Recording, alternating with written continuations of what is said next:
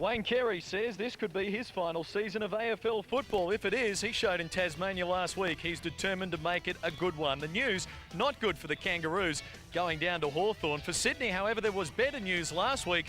Not so today. Struggling to get in here at Manuka Oval. Eventually the gates were open for them and the Swans players made their way through last week. Very impressive, beating Collingwood by 80 points as newcomer Barry Hall kicked 5 goals. The Swans eager to start this season on a high, and they'll be having a new coach with John Longmire deputising for Rodney Eade today. Good to have you with us live around Australia, this exclusive doubleheader on the Fox Footy Channel. Clinton Grybas here with Wayne Schwass, Ian Robertson and Tiffany Cherry joining us on the boundary line this afternoon. Important game, big game coming up for the Kangaroos. They were primed going into last week's match against Hawthorn, but the news wasn't good. Outscored 6 goals to 1 in the first quarter, probably outplayed Hawthorn after that, but the Hawks prevailed by 21 points. And as I welcome out my co-commentator today, Wayne Schwass. Wayne, the Swans were awesome last week. 80-point winners over Collingwood. You're a best and fairest of both of these clubs today, the Roos and Sydney. What are you expecting?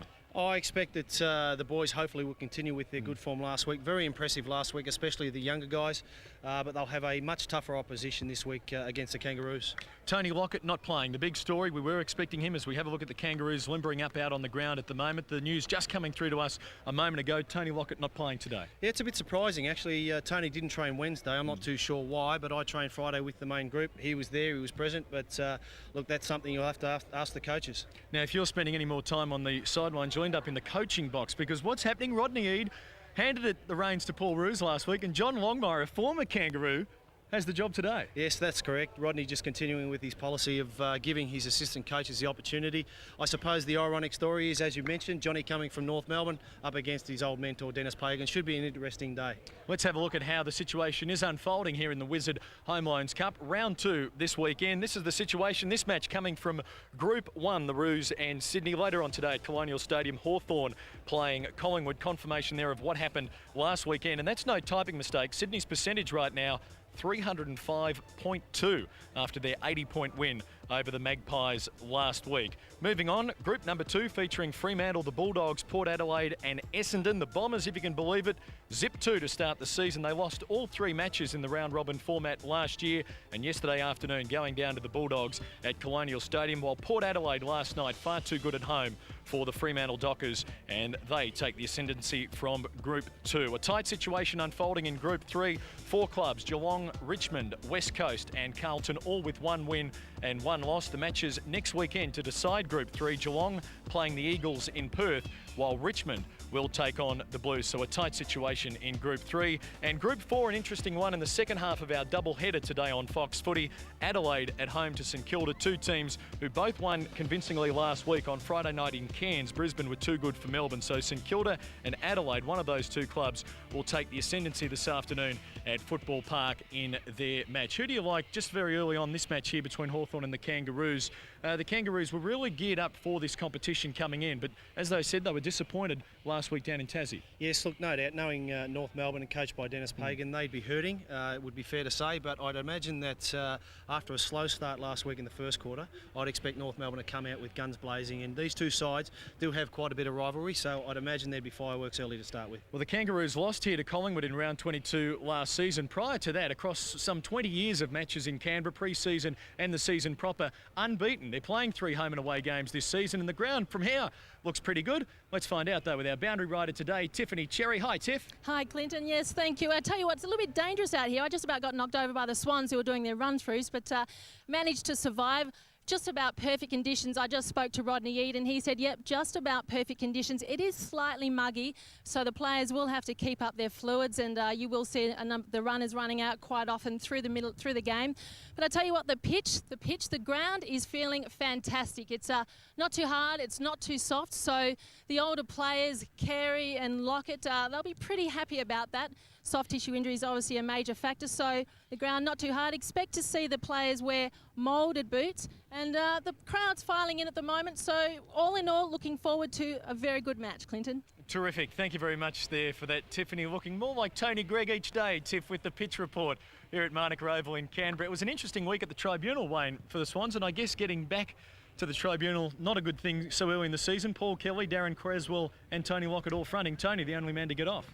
Yes, and if you were a betting man, you probably would have bet on Tony actually getting suspended, but it was probably more disappointing from the club's point of view that 2 of our senior players were reported and consequently suspended. But I'm sure that those 2 guys will be eager to get back in the side, make amends and be ready for round 1 this year. So you were surprised the Plugger got off? No, actually I knew that Tony had no intention whatsoever to do any sort of physical harm to Shane Wakelin. But I think Tony, being the player, is always under close scrutiny. And look, he's such a draw card to the game and to all the supporters out there, whether it be Sydney or other sides. It's just good that he's back out in the paddock. Well, the Magpies weren't all that thrilled with what happened last week. Here's what Mick Malthouse said in the post-match press conference about the Shane Wakelin-Tony Lockett incident. I think in general we'd all be disappointed with the way it happened. Put it that way. For football. And the so-called return of people who come back to the game. So I think in general terms it's a major disappointment. Strong words from Mick Malthouse, strong words from Wakelin as well. That was the headline in the Herald Sun in Melbourne this week. Frustrated old man, Wakelin fury over a weak act, and some suggestion there that it dated back some 4 years to when Wakelin was at a previous club. Yeah, a little bit surprised. I don't know if I was Shane Wakelin, I would be putting any more petrol on the fire, so to speak, with Tony. But look, it's been dealt with now. It's in the past, so hopefully we can move on from there. And what about the absence of Paul Kelly and Darren Creswell, who were suspended at the tribunal? How much of an impact will their loss have on the young Swans today? Of course, Clinton, when you've got 2 of your main senior players out, it will make a significant difference. But the positive of that, it gives a couple of the other guys, the younger guys that wouldn't normally have an opportunity, a go today, and hopefully they can acquit themselves well and do their chances in the world of good. Well, the Kangaroos have just about a full-strength squad. Anthony Stevens still a few weeks away, as we know. Let's find out how they're progressing. And Tiffany Cherry a short time ago catching up with assistant coach Gavin Krasiska. Well, Gavin, we saw with Sydney coach Rodney Eade, he's been quite generous, stepping aside to allow 6 of his assistant coaches a chance to sit in the hot seat. Any sign of Denis doing the same thing for you guys? No, I don't think Denis will let any of us get into the hot seat. I don't think this year, maybe in a few years to come, maybe. I think Tony Elshaw's always keen to get in there, so maybe he might get in there next year. From your point of view, for Denis, being in the inner sanctum of Arden Street, how hard did he take the loss last year, and will we loss in terms of not getting the finals, and will we see a change in style from Denis? Look, I don't think you'll see much of a change in the way he coaches. He's a fairly hard, disciplined coach, so I think he'll continue with that. It's just, I suppose, a change of a routine for him. Last year was very disappointing, 8 preliminary finals in a row. We had a very disappointing season, finishing out of the 8 last year. So, you know, obviously we're going to look for a top 4 finish this year. Speaking of changes, Lee Colbert is a major change. He's out of the side. Anything wrong with Lee at the moment? Yeah, he's got a knock in the back from last week, so he's a little bit sore, and it's a matter of not sort of taking your star players into these sort of games, so you want to sort of make them as fresh as they can for the start of the season. He should be right for next week, I think. And you've played a number of pre-season games. From your point of view, how important is a win here for the Kangaroos to kick-start the home and away season? Yeah, look, I think the membership part of things, we need to win games to get all the members on board to buy memberships and all that sort of thing. I think individually players need to play as hard as they can to get their own confidence up, and obviously as a team we need to sort of, considering the year we had last year, we need to play as well as we can from the start. I think we were about 5-1 in the first 6 games last year, so we need to get off to a better start this year. All right, well, good luck. Thanks for joining us. Thanks, Tiffany. Thank you. Gavin Krasiska there speaking with Tiffany Cherry a short time ago. What about a couple of the matchups today, Wayne? I guess we were expecting that Mick Martin was going to be up alongside of Tony Lockett. Now that we know Lockett's out of the side, does he take Barry Hall? I think without doubt, Clinton, that Michael Martin will now take Barry Hall. Got it mixed up again. But look, that'll be a great contest. 2 guys that play the game very hard, and I think it'll be a good test for Barry himself, pitted up against one of the all-time great fullbacks for North Melbourne, so it should be a good matchup. Last week, Wayne Carey was guarded by Joel Smith. Early on, Joel Smith of Hawthorn doing very well, but in the third quarter, it was vintage Wayne Carey. Took control, kicked a few goals, finished with 4 for the game. He did look good. Well, that's why he's called the king in most circles. Look, he's a great player, and I think you'd be foolish to write him off this early. He's had a great pre-season. I know he's very enthusiastic. There's a bit of speculation whether he'll go on again.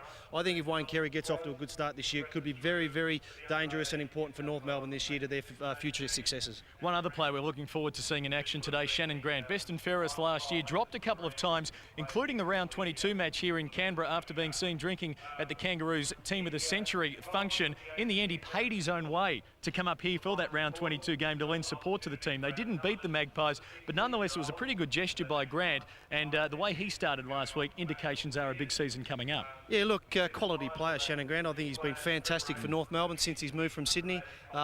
probably just got his just rewards last year when he won the best and fairest, and a prolific ball getter. I think that they'd be looking for big and better things from Shannon Grant this year. And Denis Pagan as well, the final year of his coaching contract, as we know, missed the finals for the first time in his reign at the Kangaroos last season. You would expect there'd be an automatic contract offer for Denis Pagan from their president, Alan Ale, at some stage this year. I would imagine it's actually getting printed as we speak. But look, he's done a fantastic job so far with the Kangaroos. Once it comes up for renewal, I think that they'll sit down and I'm sure they'll work something out. Speaking of coaches, Rodney E, the Sydney Swans coach, is going to join us on the other side of this break on our Fox Footy pre-game coverage. An important match coming up for these two clubs. The Kangaroos keen to atone for their 21-point loss to Hawthorn last week, while Sydney, who beat Collingwood, thumped Collingwood by 80 points last week. They'll have to do it without Tony Lockett today, but nonetheless still got a very potent forward line. Stay with us, plenty more coming up. You're watching the Fox Footy pre-game.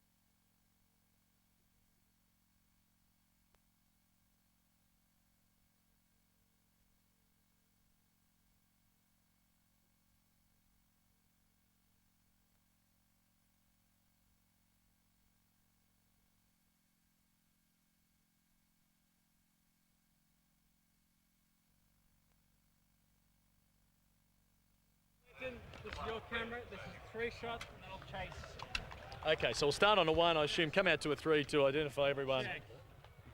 Take up producing. 15 on the break. What's that?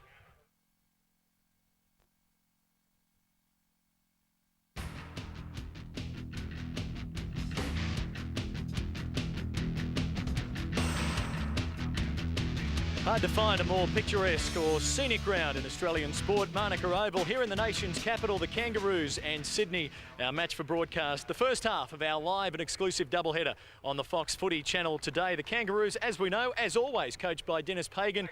But believe it or not, former Kangaroo great John Longmire to coach the Sydney Swans today. It's his first year as an assistant at the club, and the head coach has handed over the reins. Rodney Eade joins Wayne Schross and I. Rodney, good to have you along. Thanks. What on earth are you doing?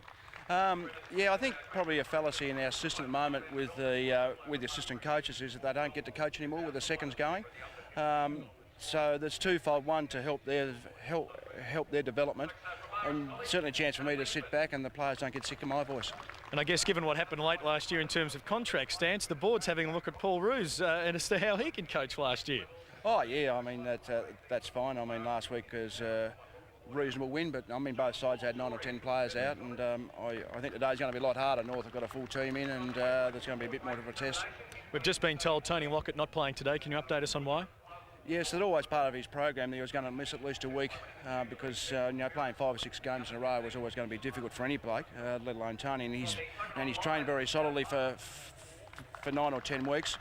He got a slight knock last week, and the fact with all the media attention, we just thought it was a good afternoon to give him off. Rodney, obviously last week a lot of the kudos went to Barry Hall, which was a fine performance, but I think just as impressive was the young guys like Michael Swan, Amon Buchanan, Scotty Stevens. Impressed with those guys' performance last week? Yeah, for sure, Wayne. I think, and that was a pleasing thing out of last week was the, we had 8 or 9 players out, and the fact the younger players stood up. Stevens kicked 4, Buchanan kicked 3, young Swan showed a bit coming off the rookie list. I thought young Kennelly did well, young Ablett showed a little bit, so hopefully the future looks bright for them. And given another opportunity this week? Yes, most of them have got a chance again this week, so hopefully they can put their case forward for the first game. What's been your main focus over the course of the off-season? It was very heavily accentuated on skill before Christmas. Obviously with the basic fitness work, but it was very much on skill. Hopefully that can bear dividends as we go through. But really everything geared now is for the first game. So everybody's preparation as they're coming back from injuries will be geared for the first round.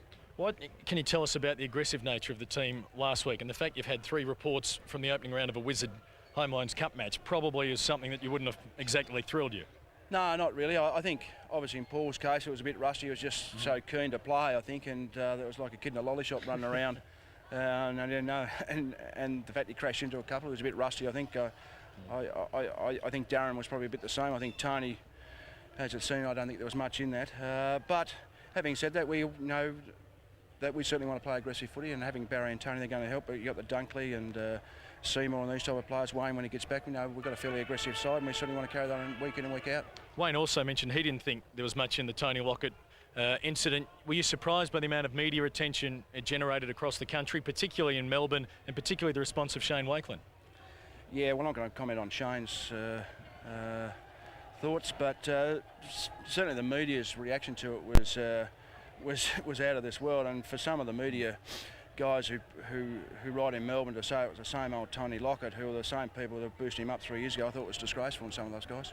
Are you happy, therefore, with his progress at the moment? You mentioned resting him today. You're still happy with the way everything's unfolding there? Oh yeah, terrific. You know, he's certainly way ahead of where we thought, and you know, the fact last week he had 5 or 6 possessions, he's kicked 3 points, he's taken a good player, and he's certainly created enough opportunities. I think we've got 2 or 3 goals from his contesting work, and if that's the worst he's going to play, I think it's going to be a huge bonus for us, and if he can convert that into 2 or 3 goals, it'll be terrific. Well, the man you've handed over the reins to today, John Longmire, we'll find out how he's faring leading up to this match, standing by with Tiffany Cherry. Thanks, Clinton. Well, John, you've only been the coaching caper for a couple of months, but you're already in the hot seat. Yeah, it's a great opportunity. Rodney's given all the assistant coaches a go during the pre-season games, and Paul Roos was very good last week. It's my go this week against the Kangaroos, so I'm looking forward to it. When Rodney told you that you were going to be coaching against your old coach, old mentor, what was your first reaction? Oh, well, one of, I guess, just looking forward to the whole challenge of it all. I really, whether it's against the Kangaroos or another team, it's a great opportunity, and I guess it adds a little bit more spice being against the old team. Who would you say would have the upper hand? Yes, I mean, experience aside with Denis, but perhaps he doesn't really know your game plan, you know his. No, that's maybe right, but I mean, Denis has been the caper a long time, but I mean, we'll have we've got some pretty good blokes in the box as well. Of course, Rodney's up there with Paul Roos and Steve Malaxos, so it'll be interesting to see how it turns out. Now, the forward line with Barry Hall and Lockett coming back, I mean, that really worked well for you last week? Yes, it did work well, and I mean, while Tony only kicked the 3 behinds, he could have kicked 3 goals, and I thought that Barry led very well, and of course today we get back to Michael O'Loughlin and Adam Goods coming back in the team as well, and Matthew Nix, so we get some more firepower up there as well. Lockett's intensity he showed last week, obviously he is dead set keen and you know, showing that he's back and back for good. Have you asked him to tone it down, or is it been something that's pleasing for you guys? No, we just want him to make a contest, and he did that last week a number of times, and our blokes got to the crumbs, and I think he did a good job last week, even though he didn't kick the goal. So no, we were very happy with his game. Would you go into this game, would you say, with a mental advantage? I mean, the last 2 times you've played the Roos, you've thrashed them. Last time was by 107 points. Is that something that the guys have spoken about? Oh, not really. We've just tried to focus on this week's game, and I mean, what's happened in the past might make the Kangaroos sort of look at it maybe a little bit differently, but we've just tried to focus on what we do well and concentrating on that, and hopefully we'll get out of it with a win. Well, there you go, guys. A nervous but excited John Longmire. Good luck, John. Thanks. Thanks. Yeah, nervous and excited indeed. How's he settling in, Coach? Yeah, he's been very impressive so far. He's I think it's his calling actually. And he's been involved in every other thing, the media and I think the player management area. But he's been terrific. Now some of his ideas have been great, and obviously being a forward, working with the forwards, has been terrific for us. Well, we should say it was a big call for him to come here because, as you say, he was a very successful player manager. I know sitting alongside of him in the broadcast box historically, he's still very much was very much a passionate Kangaroos man. So I think you've done well here to put him up against the Kangaroos in his first significant outing. Yes, that was part of the role, I suppose. Steve Malaxos has got Hawthorn next week, and he's played against Hawthorn. He played for Hawthorns, and he thought I'd throw John the deep end, which at first he was a bit apprehensive, but he's certainly taken to it like a duck to water. Well, we appreciate your time here. I know that there are plenty of interested Melbourne's Swans fans living in Melbourne, and if they'd like to sign up, they can call 039867 4146 about being a Sydney member based in Melbourne, and for those of you living in Harbourside, the number 9339 9130. Our number there. 93399. Well, you know, that's good work, Coach. Good luck today as you sit back relaxed in the broadcast booth. No worries at all, Clinton. Rodney E joining us here. Not coaching today, John Longmire taking over the duties. A big game coming up, Sydney against the Kangaroos. We'll continue our Fox Footy pre-game on the other side of this break.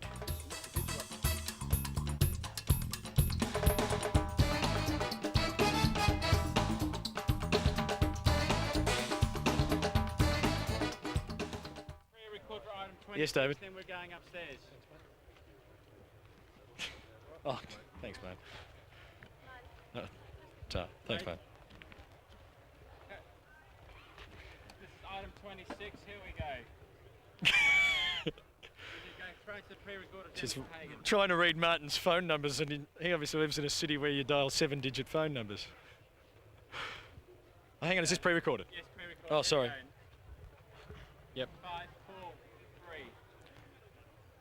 The scenic setting of Manuka Oval in Canberra, the nation's capital, playing host to 3 Kangaroos matches during the course of this home and away season, and this round 2 Wizard Cup match against the Swans today. We've heard from Rodney Eade, the Sydney coach. Wonder how his opposite number, Denis Pagan, is feeling for the Kangaroos. Let's find out now. Here he is with Tiffany Cherry. And we've done that. Now throwing straight out of that. Thanks, Tiff. Let's head to the... Oh, so you want me to go upstairs? Okay. Ta. Thanks, gentlemen. Do you want to... Thank you very much, everybody.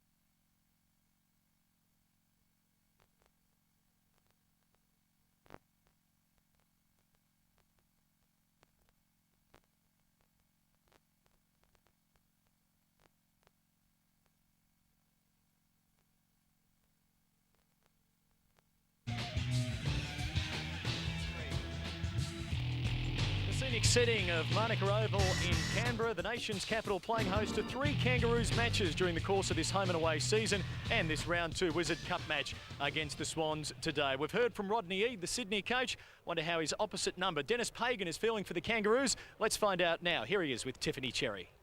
Yes, thank you. Well, Denis, you've already expressed your disappointment, obviously, in missing out on the finals the first time in 9 years as senior coach, but you showed a lot of faith in the players, in the side, in terms of resisting the lure to go west and coach Fremantle. So it was the furthest thing from my mind, Tiffany. Would you feel, the side at this point in time, a little bit suspect in terms of the depth of the side? Oh, I wouldn't say that. I think, we've recruited well. To get Mark Porter's a real plus.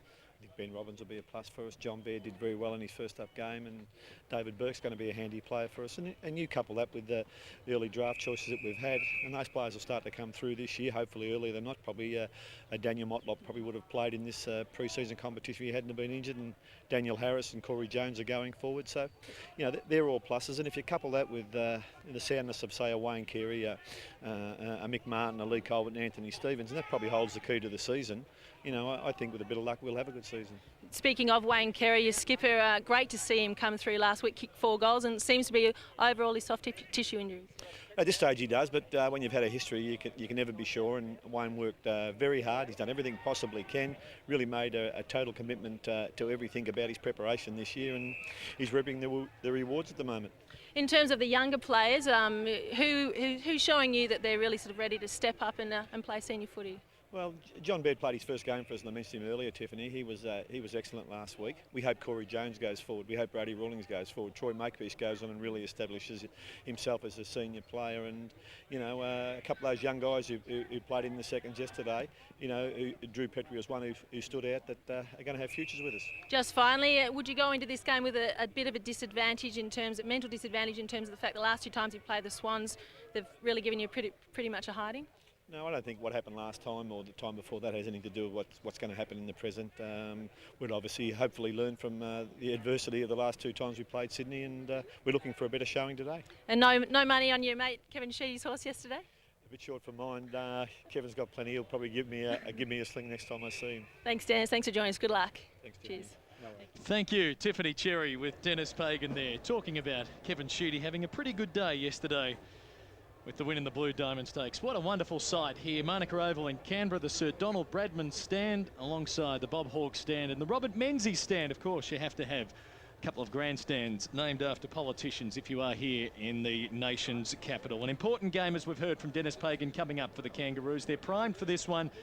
9-13, their win-loss record last season. They're eager to improve on that. They're eager to start well here in the Wizard Home Loans Cup. Round 2 against the Swans. The bounce of the ball coming up next.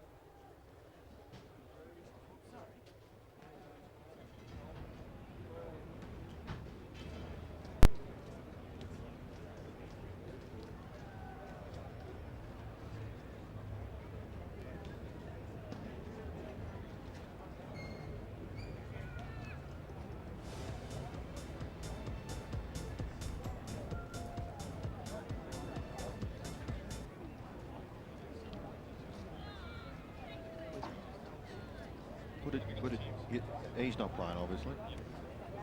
And Seymour's out. Chris Obst and Ricky O'Loughlin. And for the Kangaroos, it was Colbert. You got him. Petrie. Lee Harding. And Cochrane down the bottom.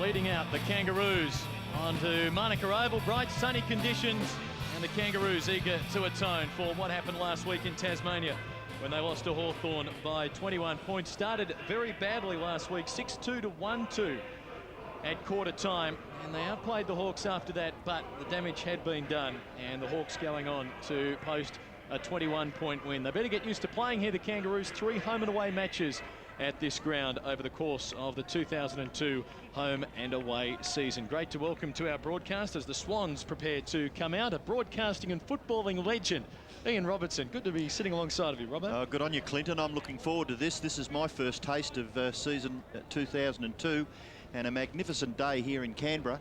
And it was interesting to hear the North Melbourne, the Kangaroos coach Denis Pagan mentioned about luck with 4 or 5 of his key players, and I think that applies to most teams in the competition, Wayne, that you need those core players, don't you, to stand up for the whole year. Yeah, Robbo, you're exactly right. I think for a side's, or hopefully a good season, you do need to have your best players on the paddock, and I think Brisbane went a long way to proving that last year with their 4 key midfielders.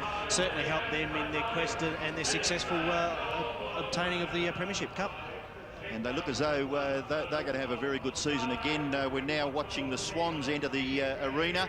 And, of course, big news here that Tony Lockett is not playing, and that's a bit of bad luck. But is there any possible chance that we could see the Archer-Barry Hall contest here this afternoon? You'd probably, from a spectator's point of view, Robbo, I think you'd probably like to, but I think first crack would have to go to mighty Mick Martin. Barry played exceptionally well last week. Mick, there was a lot of speculation over the break about whether or not he'd come back and continue for 2002. So I think that he's very determined to go out there, and if this is his last year, make it a very good one. We should say the team sheets have come through to us, and the 4 players from either side who were named in the squad of 28 that are not playing for the Kangaroos, as we heard earlier, Lee Colbert, and joining him on the sidelines, Drew Petrie, Lee Harding and Stuart Cochran, a familiar face there. And likewise, no longer with the Kangaroos. What is it, Wayne? Everyone departing the Kangaroos and heading for Sydney as we see Brett Allison there. Oh, look, I don't know. I'd probably put it down to the weather. It's fantastic.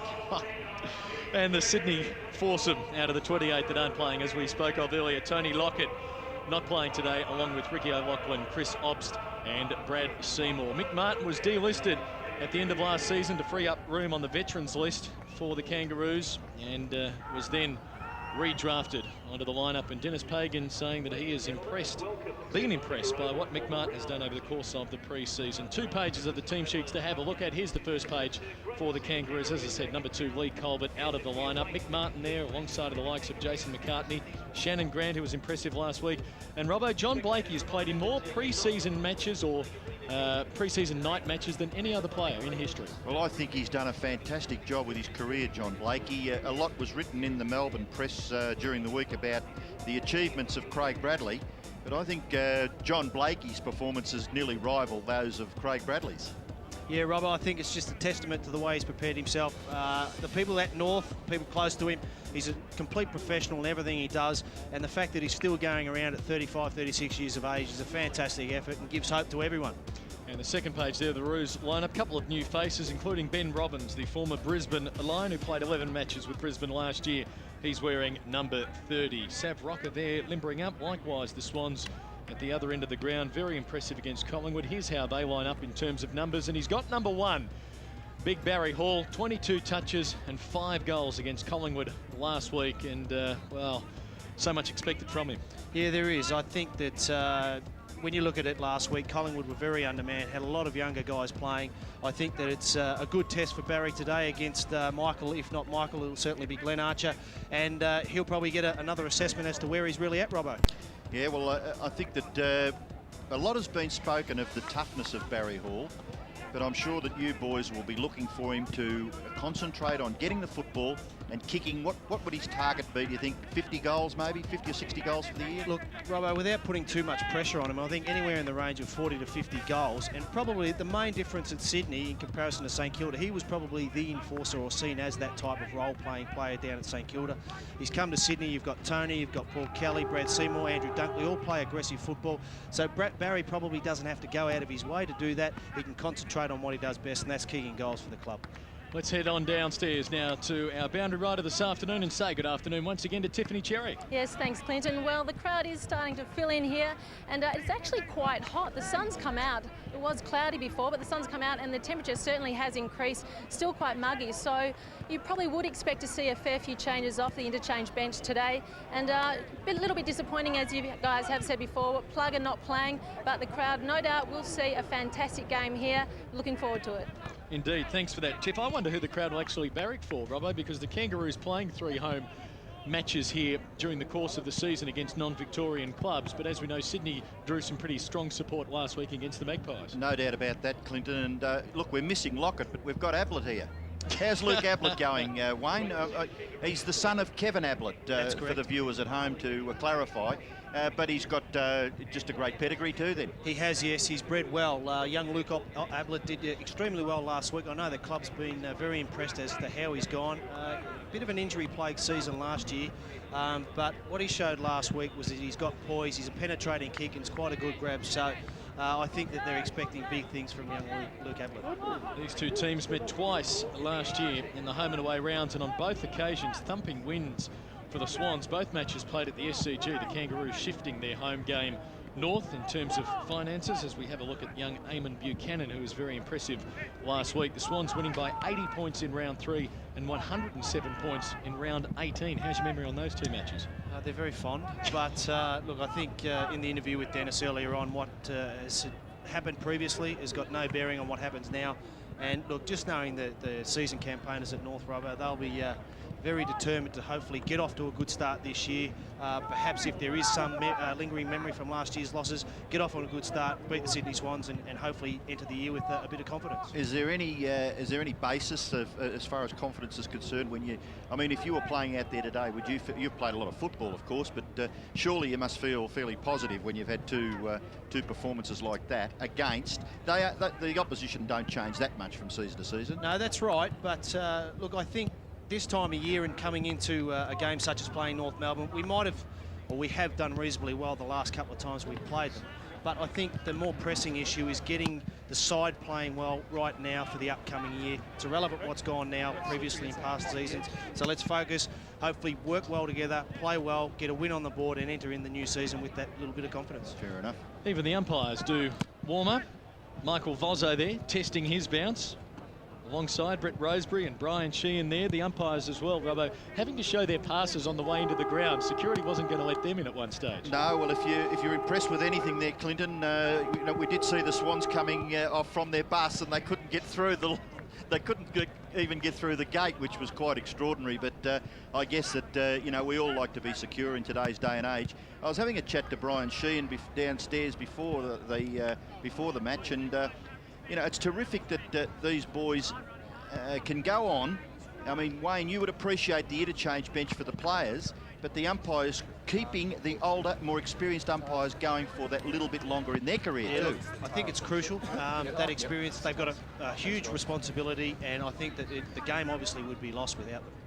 Stuart Maxfield there deputising in terms of the leadership role for Sydney, winning the coin toss. The Swans off to the left-hand side of your screens for this opening quarter, getting together for some final words of advice. Interesting blend of some old faces and familiar faces and some young fresh ones as well. And I think, as you mentioned earlier, Wayne, very impressive last week. The likes of Scott Stevens with 4 goals and Eamon Buchanan kicking 3, both of them spending some time with Port Melbourne, the VFL affiliate for Sydney last season. Yeah, the club were most impressed by the attitude and the way that the boys applied themselves last week. They mightn't necessarily be in the running for the first game this year, but they certainly didn't do their chances any harm last week. The Kangaroos with a couple of new faces as well. John Baird was impressive last week, a 21-year-old who was on Hawthorn's list with the Box Hill Hawks, the Hawthorn feeder club, and he performed very well last week, so he's one to keep an eye out in this afternoon's match. But all eyes will be on that man for a lot of the time. 5 goals last week against Collingwood, twice St Kilda's leading goal kicker, booted 41 3 years ago and booted 44 last week in just last year, by the way, in just 17 matches. Now Spider Burton leads the Kangaroos players towards the bench. Teague there, Rawlings, Burke as well, and Adam Lang heading to the bench for the Kangaroos. What did you make of the selection of David Burke to the Kangaroos lineup out of Richmond? Look, I think that any player that's given another opportunity, you've got to hope that they can turn things around. David Burke hasn't really had a good run with regards to injuries, probably didn't reach his potential with Richmond. I think it's fantastic he's been given an opportunity with North Melbourne, and he'll probably fit in well because they're a very hard side. So perhaps David's not known for his hardness, but I think that will free him up so that he can hopefully, injuries not included, can certainly resurrect his career.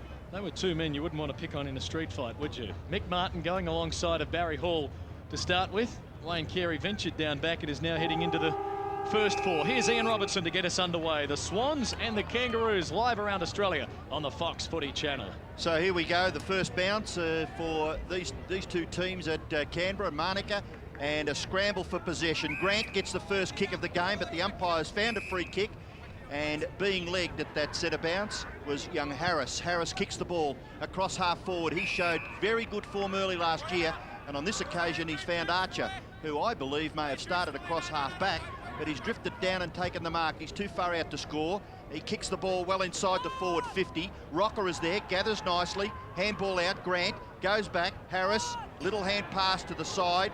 Under pressure with Sinclair. He's well tackled there by Fosdyke, and he had the ball, he had the chance to get rid of it, and he's being penalised, so the free kick will go to Nick Fosdyke.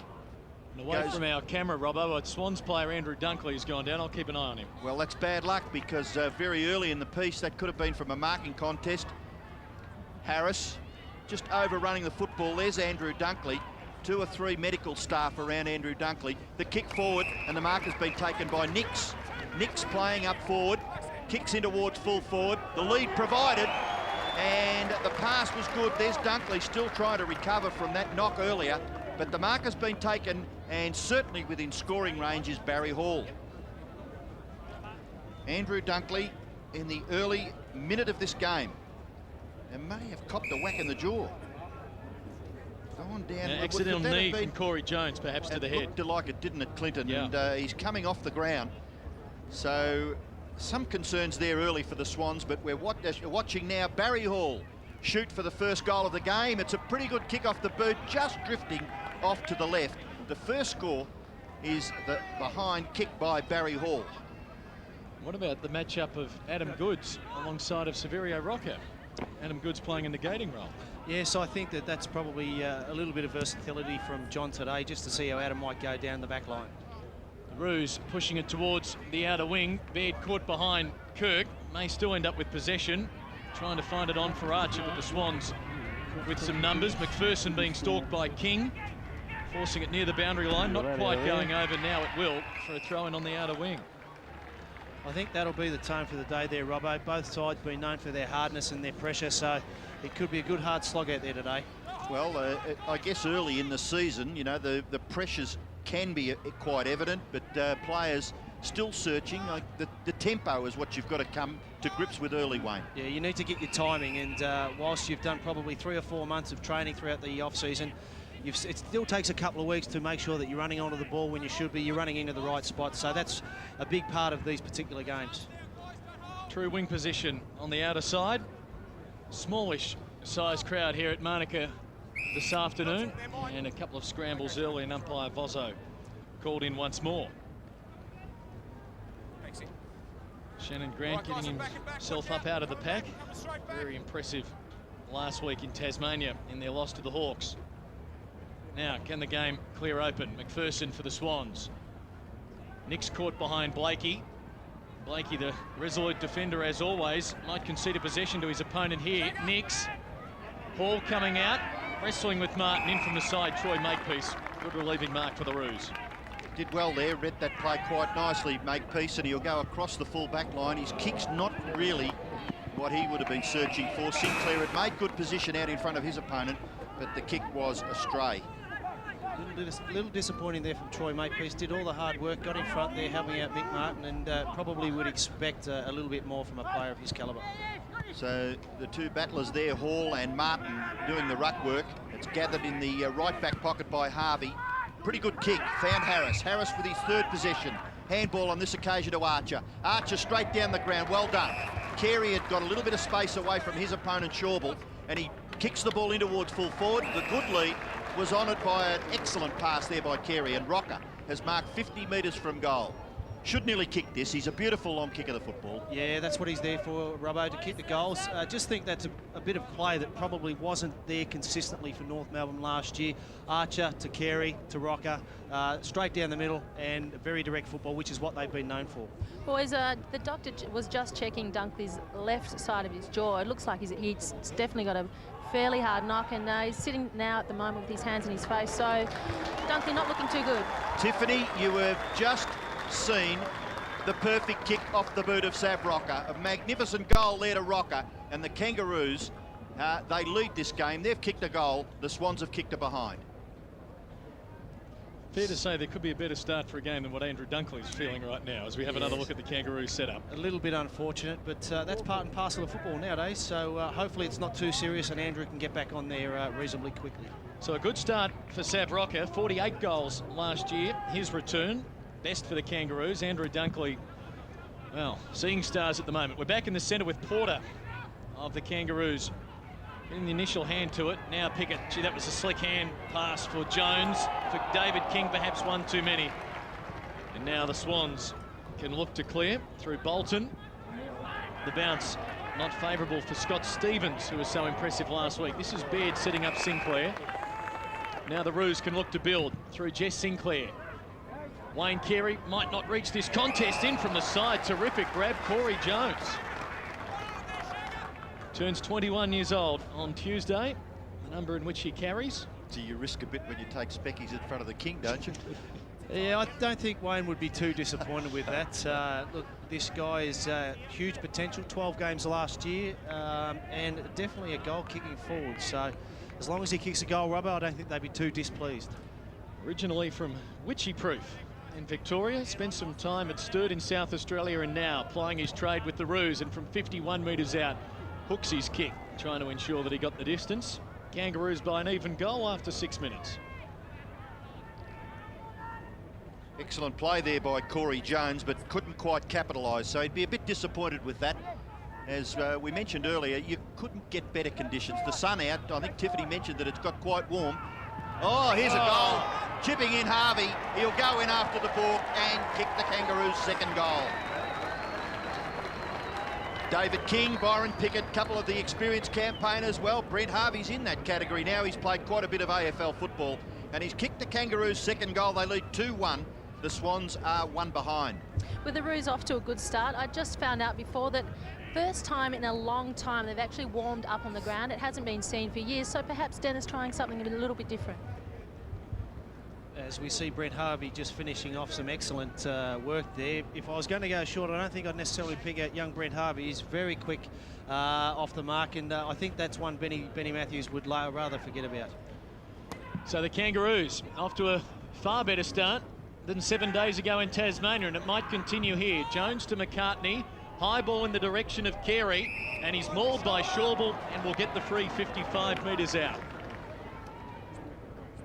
Andrew Schauble, the former Magpie, had some hamstring trouble last year, still managed to net 15 games. Carey, just beyond the 50, gets the distance, no problems, hooks his kick, and the Roos 2-2, Sydney are behind. Word has it that Wayne Carey's had a fantastic off-season, Rowo, and certainly what we saw last week in the second half, and again early on in the first quarter here, looks most impressive. How about Andrew Schauble? He won the BNF not last year, before, and was a terrific season for him after crossing from Collingwood.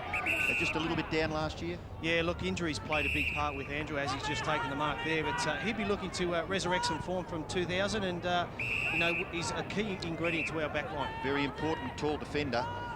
Matthews has the ball in the full-back area, back to Schauble. So they haven't quite got outside their defensive 50. This kick by Schauble, it's been marked by Nix, but it was over on the full. So the free kick will be taken by Carey. And he's just forward of centre wing, not quite up to half forward. The short kick is on. Simpson gathers, he's run down from behind. Wasn't that a top effort by Nix? Great exhibition there for young players. Never give up your position on the ground. And he caused the turnover. The ball finishes with O'Loughlin. He skillfully keeps the ball in play and then kicks rather raggedly. Martin is in front there and can't break away. He's going to get another chance here. The ball just scrambling out to Mickey Martin. And the experienced player that he is puts it onto the chest of Simpson at right half back. Kangaroos looking to build. Simpson for Pickett. Strong hands in front of Bolton. This is better from the Roos now. Oh, risky centering ball by Pickett, but he's got numbers there. Rocker. Large turning circle for Sav. Penetrating kick. Carey coming out. Couldn't pull it down. But boy, had some spring in the step. Ty Kennelly feeding it out wide for Goods. McCartney lurking. Goods, the delivery. Very wide, and Baird will see it over the boundary line for a throw-in. Robbo, just getting back to that pressure from Matthew Nicks, I think that any young guy who's looking to make inroads into the senior side, aside from the kicks and the marks, if you have that attitude, the 1%, certainly sets a tone, and it's a wonderful example. Well, it was a good turnover, wasn't it? Created by, looked like nearly a certainty for the Kangaroos to have a shot at goal. Porter doing well in the ruck, Harris doing well at ground level, so is Harvey. Harvey's kicked to half forward and just maybe had created something before he'd really taken possession of the ball there, Corey Jones, and he'd be disappointed with that because it was an opportunity to get the Kangaroos to within scoring range. As it is now, we've got a boundary throw in right on centre wing. Good crowd here at Manuka, and that's Adam Simpson on the boundary line. Just well, he's going to take the place of Harris. Harris is coming from the field. And kick forward by Grant towards half forward. Pickett, Kennelly, can't break away Matthews. Now the pressure applied out on centre wing, and the umpires found a free kick. May have been a little flimsy, that free kick, but it has been paid, and it's been paid to Jones. He gets the handball away. Grant, the kick smothered off the boot, gathered by Fosdyke. Quite productive Kirk, quickly onto his boot. Chance for Saddington, just kicks it from mid-air in the direction of O'Loughlin, gathered by Makepeace. Like the look of him settling in that last line of defence. Very creative. Goods handball over the top. Maxfield, who loves to run, trying to set it up. No one really to kick to, so he gives away ground, back in towards the middle, and the mark is taken in the centre of the ground by Crouch. So the Swans trailing by 13 points early as Crouch goes in the direction of Barry Hall.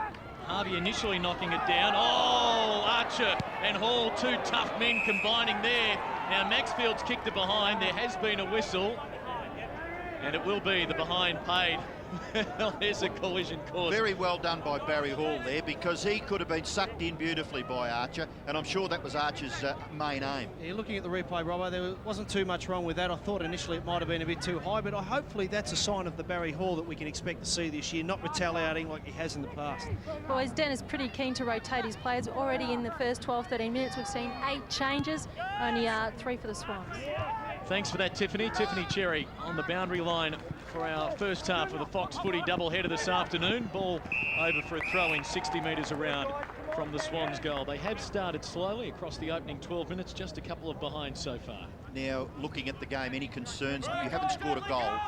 What are your thoughts, Wayne? Oh, I'm not too concerned at this stage, Robbo, with the fact that we haven't scored too many goals, or any goals for that fact. What sort of concerns me is the fact that North Melbourne seem to be running harder, putting a lot more pressure on our guys at the moment.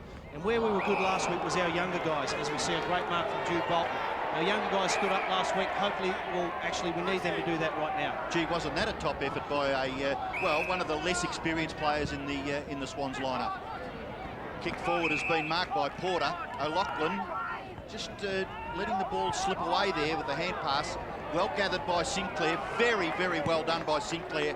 He was tight in there, surrounded by a couple of opponents. Kicks the ball in the direction of Carey and Shawble. And it trundles over, away from both of those players for a boundary throw-in. Just forward of centre wing. And the contest, the boundary throw-in, it'll be between Mott and Rocker doing the ruck work for the Kangaroos. Not clear towards Jones. Simpson over the top, Bolton. Handball, King, forced to kick with the left. Didn't do it too badly. In towards half forward. Make pieces down there. Little kick. Well, I didn't think it was meant for Grant. I thought it may have been meant for the player McCartney. McCartney's left foot kick towards full forward. Pickett is in there. He's trying to keep it alive. Byron Pickett, miracle shot for goal. He's put it through. It's a goal to the Kangaroos. Byron Pickett, working overtime on that full forward line for the Kangaroos, has registered their third goal. They lead 3-2-20. Sydney are 2 behinds. Probably more so known for his hardness off the half-back flank, but just goes to show the versatility of Byron Pickett there, kicking a quality goal. It's all about when the players down the ground, 2 or 3 more unnoticed or unheralded players, working the ball forward, the forwards then must have put in a double effort to make sure they can score a goal. Yeah, and on the other side of the coin, Robbo, Jared Crouch there unfortunately didn't make sure the ball stayed in front of him. Probably should have rushed it over the line for a point. Burton on the ground now for the Kangaroos. Corey Jones has been amongst it early on, unable to control it there, and now Maxfield can set up the Swans. Hall doubling back, O'Loughlin as well. Oh, courageous effort by Makepeace going back into the unknown. And a Mark Endor a free kick. Umpire Bozo with the whistle. So the Kangaroos starting very well. Makepeace kick, an absolute shocker, straight into the arms of Scott Stevens. And his kick, like that of Makepeace, not going where he intended it, a behind. Boys, a quick update on Andrew Dunkley. I don't think he will come on in the near future. He really is looking quite ill on the boundary line. That accidental knee to the head from earlier. Thanks for that, Tiffany.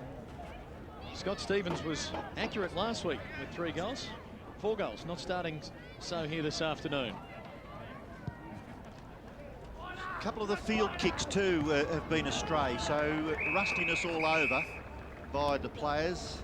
They've only had the previous game to get used to the pressures.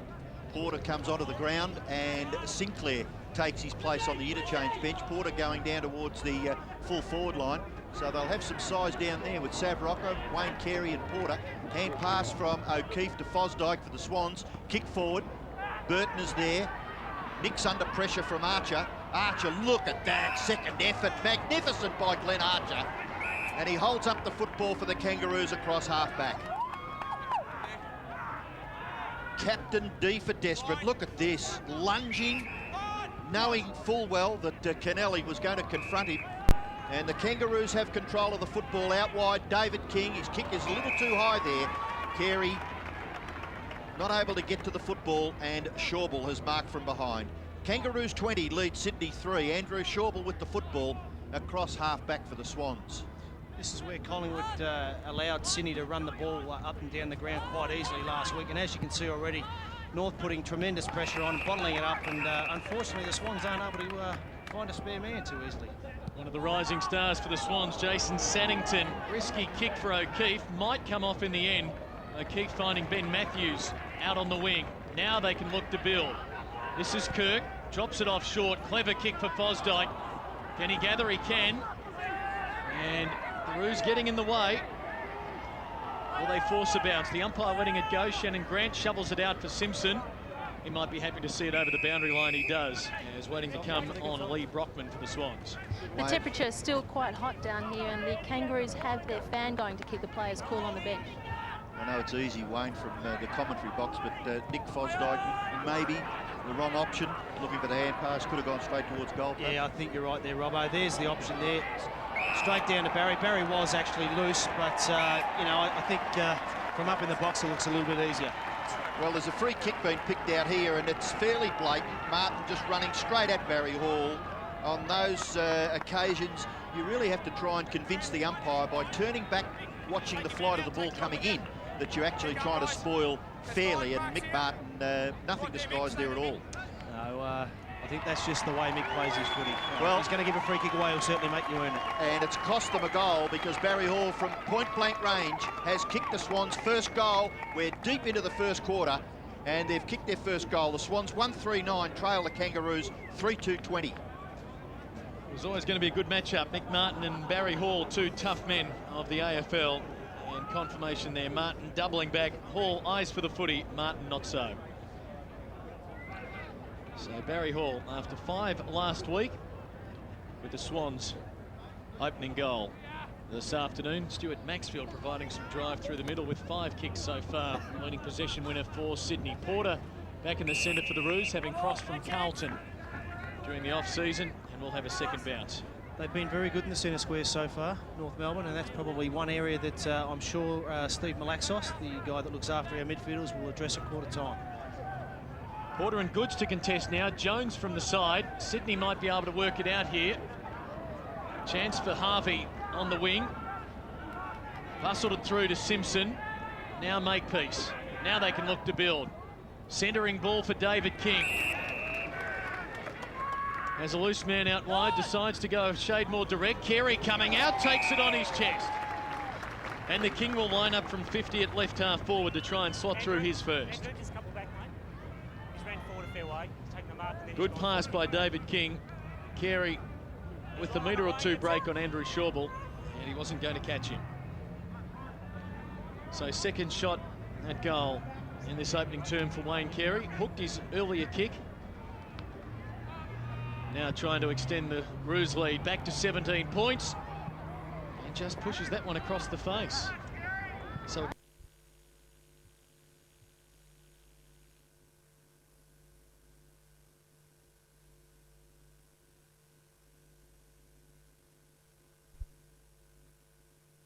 Siren will beat he and the Sydney Swans. Pretty impressive opening term here at Manuka Oval in Canberra. Kangaroos starting on a high with the opening 3 goals of the game, but at quarter time the Swans, perhaps without Andrew Dunkley for the remainder of this game, after copping a very heavy knock, they bounce back with 4 goals in the time on period, 2 to Barry Hall, 1 each to Stevens and Nicks. And at quarter time on the Fox Footy Channel live around Australia, it's all square. 4-3, 27 apiece. We'll have the second quarter for you next.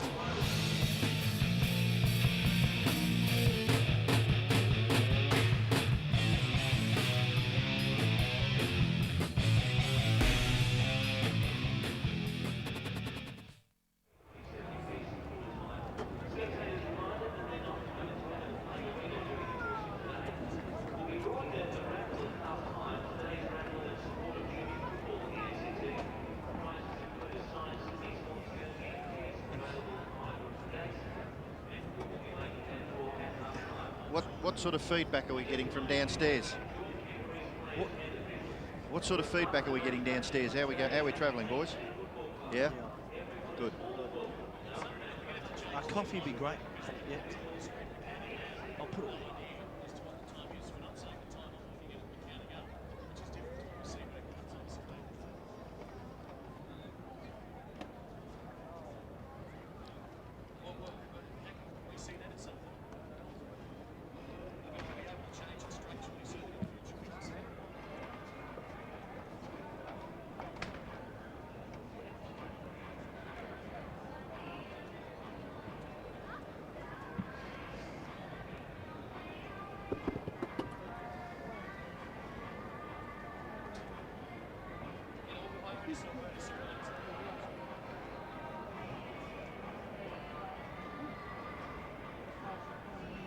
Two, please.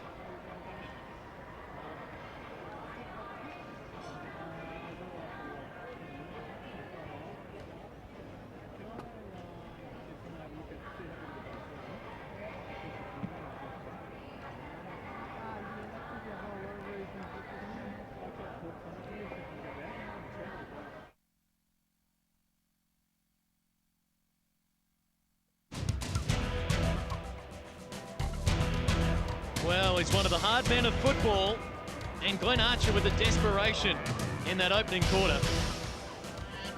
Not once, but a couple of times. An impressive tackle there by Swan led to a Sydney goal.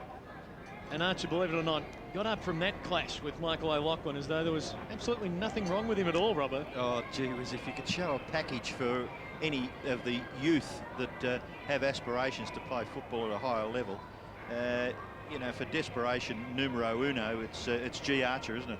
Yeah, and I just think it's pleasing that there's still room in our game now, no matter how fast it is, that a dour, hard as nails type of player such as Glenn Archer can still play the game the way he does. Fair point, Wayne.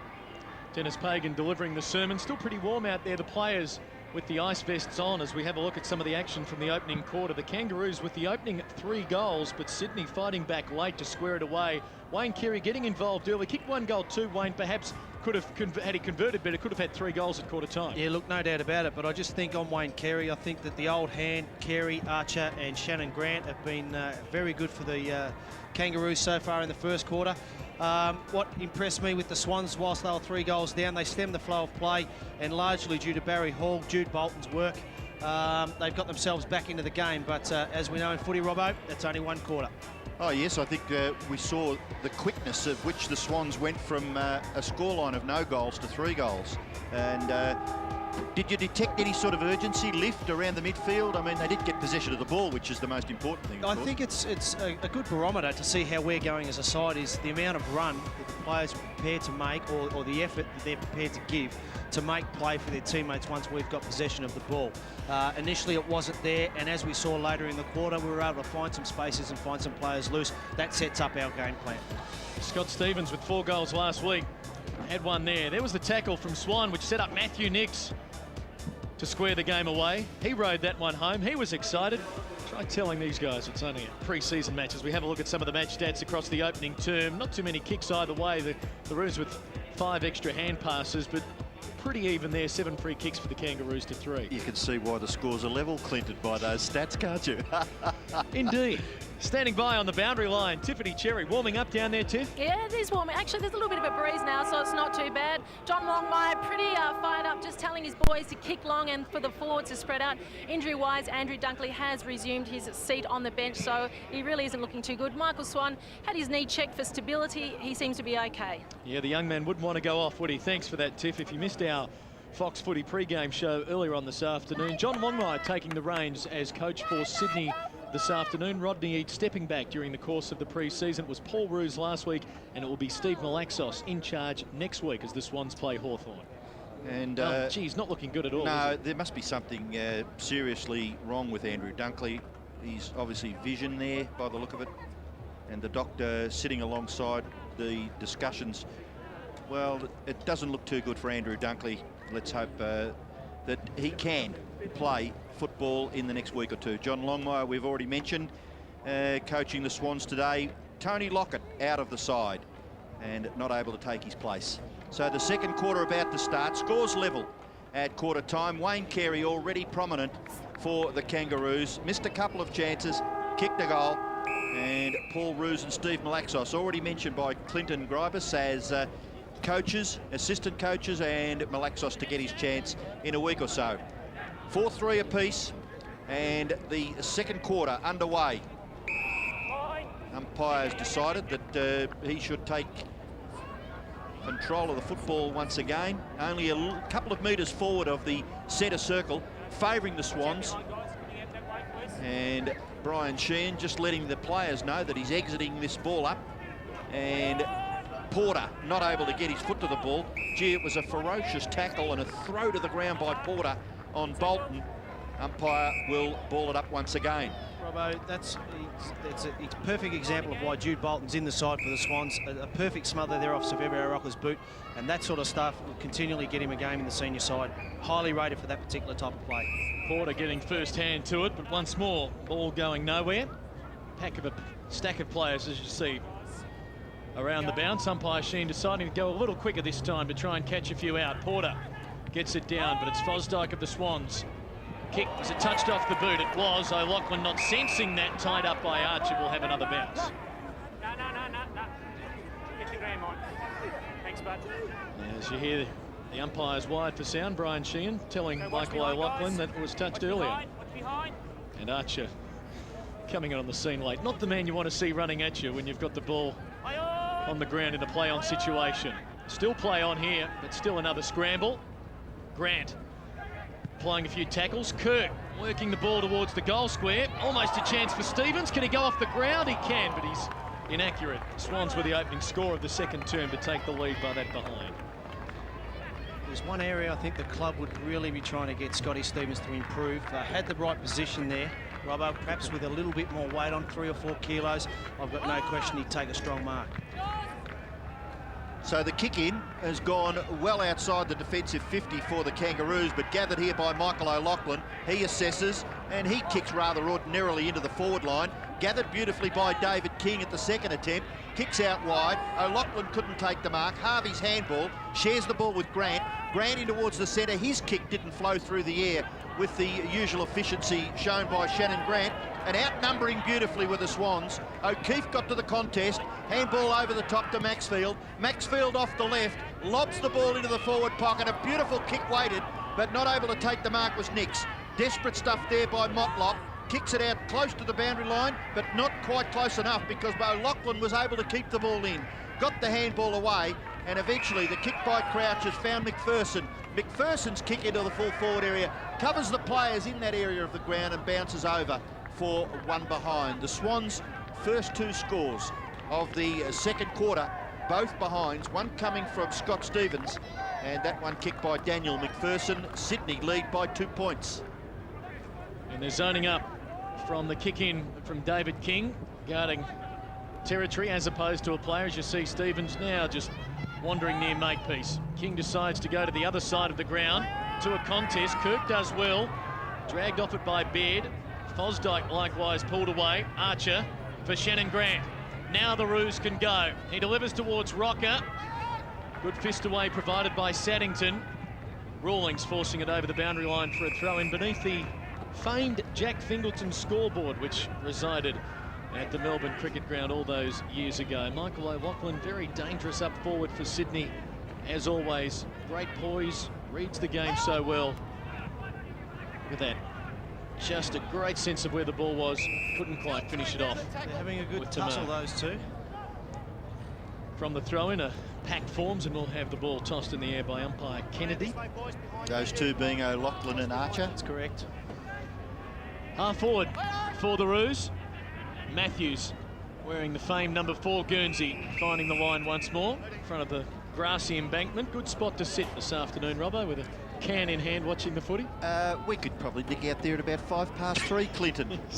It looks quite inviting, doesn't it? But right for the moment, we're watching the Kangaroos' endeavours in trying to add to their quarter-time score. They were 4-3 apiece at quarter-time, and only 2 scores of this term so far were behinds to the Swans. Carey not able to take the mark, but look at the Swans. There are about 5 or 6 there in that picture that you saw. So they're getting numbers to the ball, which usually works in your favour.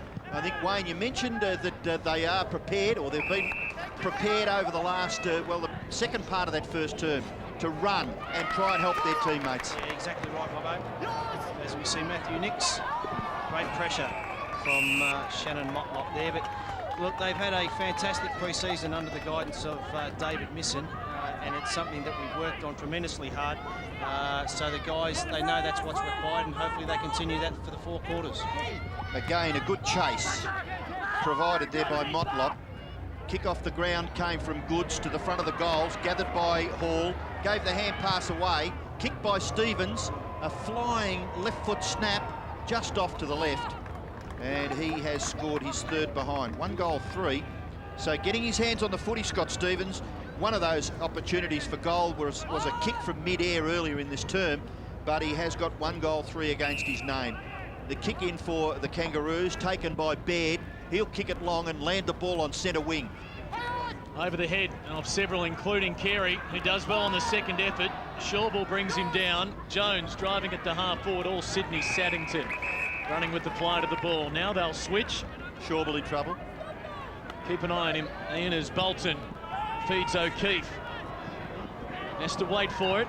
Drops it over the top for Fosdyke on the wing. Now, the important possession. He won't get a possession as he's dragged down by David King, or not a clean possession anyway. Simpson's handball missed the target, which was Grant, and O'Keefe does well to smash it along the boundary line, gain 20 metres for the Swans and force a 50-50 contest. I watched that contest. I don't know whether you had a good look at it, Wayne.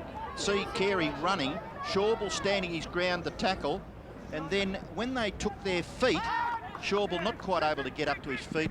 Wayne, Carey, I'm not quite sure whether there was contact made, but Shawball in trouble with, well, you can see there it is. He'll be coming off. The The question eye is, injury. will the umpire spot it before the Kangaroos with the open man get a goal? This is Lang running onto the pass from Rocker, but overruns it costly. Matthews feeding it back.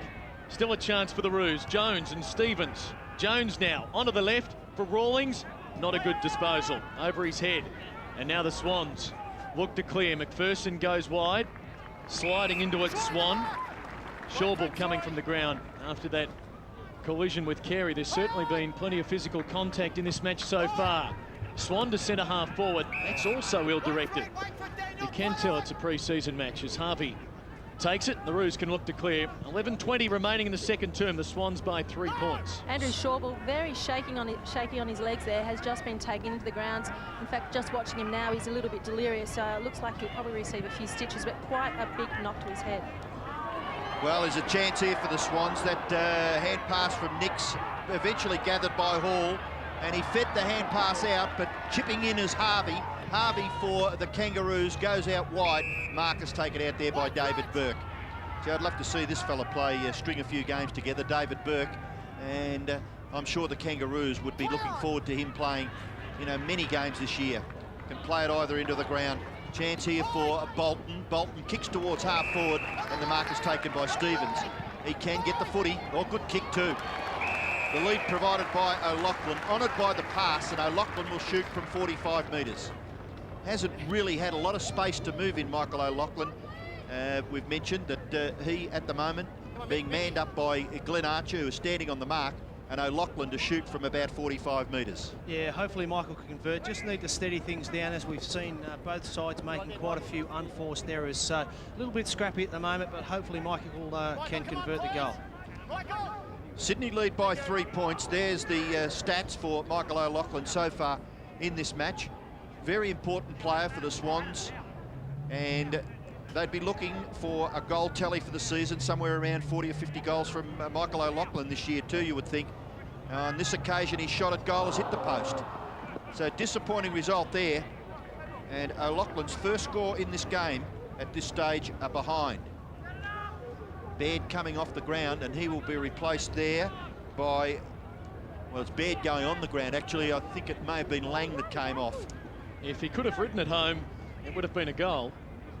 But not quite for Michael O'Loughlin. The Swans inaccurate this term, 4 behinds, which is their lead from the kick in. The Roos unable to find a man, but they gain some 50 metres, and it's a boundary throw in. 9 minutes gone, second quarter here in Canberra. The fans working overtime, cooling off the players on the bench. Now, one more chance for Sydney. Fosdyke popping it up, hoping for Barry Hall in front of Martin. Kangaroos with numbers at the back. McCartney, though, bereft of options, waits. Goes short for David King. It travels the bare 15. Adam Goods has just come off. Young Luke Ablett just run on, and ladies first tackle. Thanks for that, Tiffany Cherry on the boundary line. Motlop to half forward. Carey keen to get into the contest against Saddington. Matthews, touch of the fumbles against Jones. And a boundary throw in beneath the Bob Hawke stand here in Canberra. That's to the left of us. Robert Menzies stand to the right. Kangaroos. That's what they were, wasn't it? Right yeah, and left. without that's rather appropriate placement. Kangaroos without a score. Jones flicking it out the back. Simpson. Now Pickett, can he get a clean possession to Rocker? He does. Sab from 55. High ball towards the goal square. Porter gives away a free, just riding into the back of Lee Brockman. I think you've got to concentrate in those circumstances just not to give the kick away, because your teammates have made the effort to get the ball all the way up there, and now the Swans have possession and they'll get the ball all the way down there into the ground. And I don't think that Denis Pagan would have been too happy with Mark Porter on that occasion. Barry Hall has marked 50 metres from goal. He will go bang and he'll thump it all the way to the goal line. That might be a mark, is it, to Stevens? Has he gone past the goal line? Maybe not. So it is a mark to Stevens. Kangaroos will probably have to tighten up. I think this boy's got under their guard a little bit. He's had a fair bit of the footy, and he's going to have a chance here off the left and kick it behind. Adam Goods looked like he rolled his ankle. He's having his ankle assessed by the doctor and physio, and they are strapping it up. 1-4 to Scott Stevens. There's Adam Goods on the boundary line. So 4-3 to 4-8, Sydney by 5 points. Yes, I think Mark Porter Robbo would be quite thankful that Scotty Stevens missed that goal, but it just goes to show you make one unforced error and it can cost you a goal. A little bit lucky there to get let off the hook. From David King's kick-in, impressive mark by Adam Simpson. So it's Scott Stevens kick straight in this quarter. The match could, well, have a severe margin. Carey knocked it down for Baird. Nix was claimed by Harris. McPherson likewise brought down. Intense tackling, and we'll have a bounce on our broadcast wing as the Roos make a change with Jones heading off below us. There's Daniel Harris getting up, played 8 games in his first year last year. Corey Jones coming off, Adam Goods getting some work done. Not a good sign for Sydney. Porter to Blakey, for Harvey, for Shannon Grant. Carey against Saddington. Crunches through. Saddington, when he realises where he is, will come out of it with a free kick. That's great courage there. That's a Glenn Archer mould there. Benny Matthews showed great courage. Free kick awarded to Jason Saddington. But look, if you wanted to ask your backman, put your body on line, that's a fantastic example. This game proving to be a taxing one. Saddington to half forward. 5th in line was Byron Pickett. Good smother by Bolt. Harvey to lend support for the Kangaroos on half back. Caught. Could be a turnover. Sydney players looming. Harvey never gave up. Well done. Finds Baird. And now Makepeace. He'll steady, bring it back for McCartney. Has to wait as Bolton arrives on the scene. He's been terrific, Bolton, in this passage of play. I'd have to say persistence personified, Robbo. Look, he's going to lay another tackle in a moment, and the Swans will be rewarded. Has been absolutely fantastic. I think if there's one player that's got them back into the game, it rests fairly and squarely on the shoulders of Jude Bolton. He's been outstanding. Never gave up at all. Likewise, Scott Stevens wasn't going to let Byron Pickett get away. He delivers inside 50. Hall unable to take it. Blakey applying the tackle, and a bounce deep in Sydney's attacking zone. Only 5 behinds in this second term. How about Buchanan? Wayne, how's his progress going? I see he's just in the play now. Yeah, Amon's probably what you class as one of those true crumbing forward line players. He kicked 3 goals last week, did really well. They were very impressed with him. He probably just needs to consistently work on the way he prepares himself, get a little bit fitter, not saying that he's unfit, and make the most of these opportunities like last week. It could be a good year for him. So the Kangaroos across half-back. Grant's kick will be marked, and well taken for the Kangaroos by Robbins. He gets another chance at AFL football, coming from Brisbane. Now, Sinclair, Simpson, hand pass, probably not quite the accuracy that he was looking for. Matthews has done pretty well in that last line of defence for the Swans, and he'll break away. Look, he's trying to set it up. A couple of bounces to retain possession. Kirk over the top. McPherson, awkward bouncing ball, but he's able to gather it, and then kicks high. In towards half forward, the mark will be taken by Spider. Spider Burton, away to Blakey. Blakey goes out very wide. 2-on-1. And the one player was for the Swans, that's Kirk. He's going to win out too.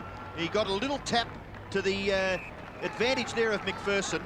His kick taken now for the Swans. It'll be kicked forward by Buchanan in towards half forward. Nix, a chance for Matthew Nix. Little hand pass. Buchanan again. Nix, snapshot at goal is offline. And just a behind registered for Sydney.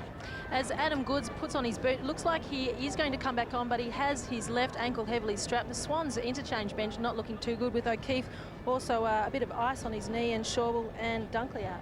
So 6 behinds added in this term by Sydney. Kangaroos have not added to their quarter-time score. The kick in, gathered by Fosdyke.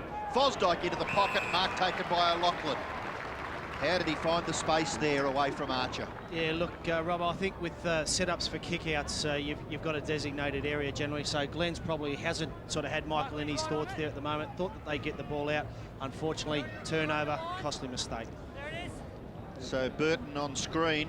We'll watch again as Fosdyke finds, yeah, there's Archer, just a few metres away. He knew as soon as he looked back that Michael O'Loughlin was the target for the kick. And O'Loughlin will shoot for goal. He's kicked it behind, Michael O'Loughlin. So far in this term, 6 behinds added by Sydney. O'Loughlin will make it 7. 7 behinds in this term. 4 goals, 10 Sydney. 4 goals, 3 the Kangaroos. Adam Goods looks as if he will be right to take his place on the ground. Harvey accurate this time, bringing it in for Motlop. So you'd think it's a howling gale with Sydney 4 goals, 10. It's not so, as Motlop delivers to Carey on the broadcast wing. Time running out for the Roos to get a score in this second quarter. Rocker 1-on-1. Strong hands, takes the mark. 55 out. We know he's a good kick as Adam Goods comes back on for the Swans, replacing Eamon Buchanan. Getting in front, Sav Rocker. And there was no chance there for Lee Brockman to fist that one away. Rocker with 1 of the Roos' 4 goals in the opening term, and is going to have a deliberate shot here. And the Kangaroos, despite having been outplayed in this quarter, a goal for Rocker here would make it a 1-point game. He'll kick from just beyond the 50, bends it back magnificently. Rocker gets his second, and the Roos are back within a point, having been level at quarter time.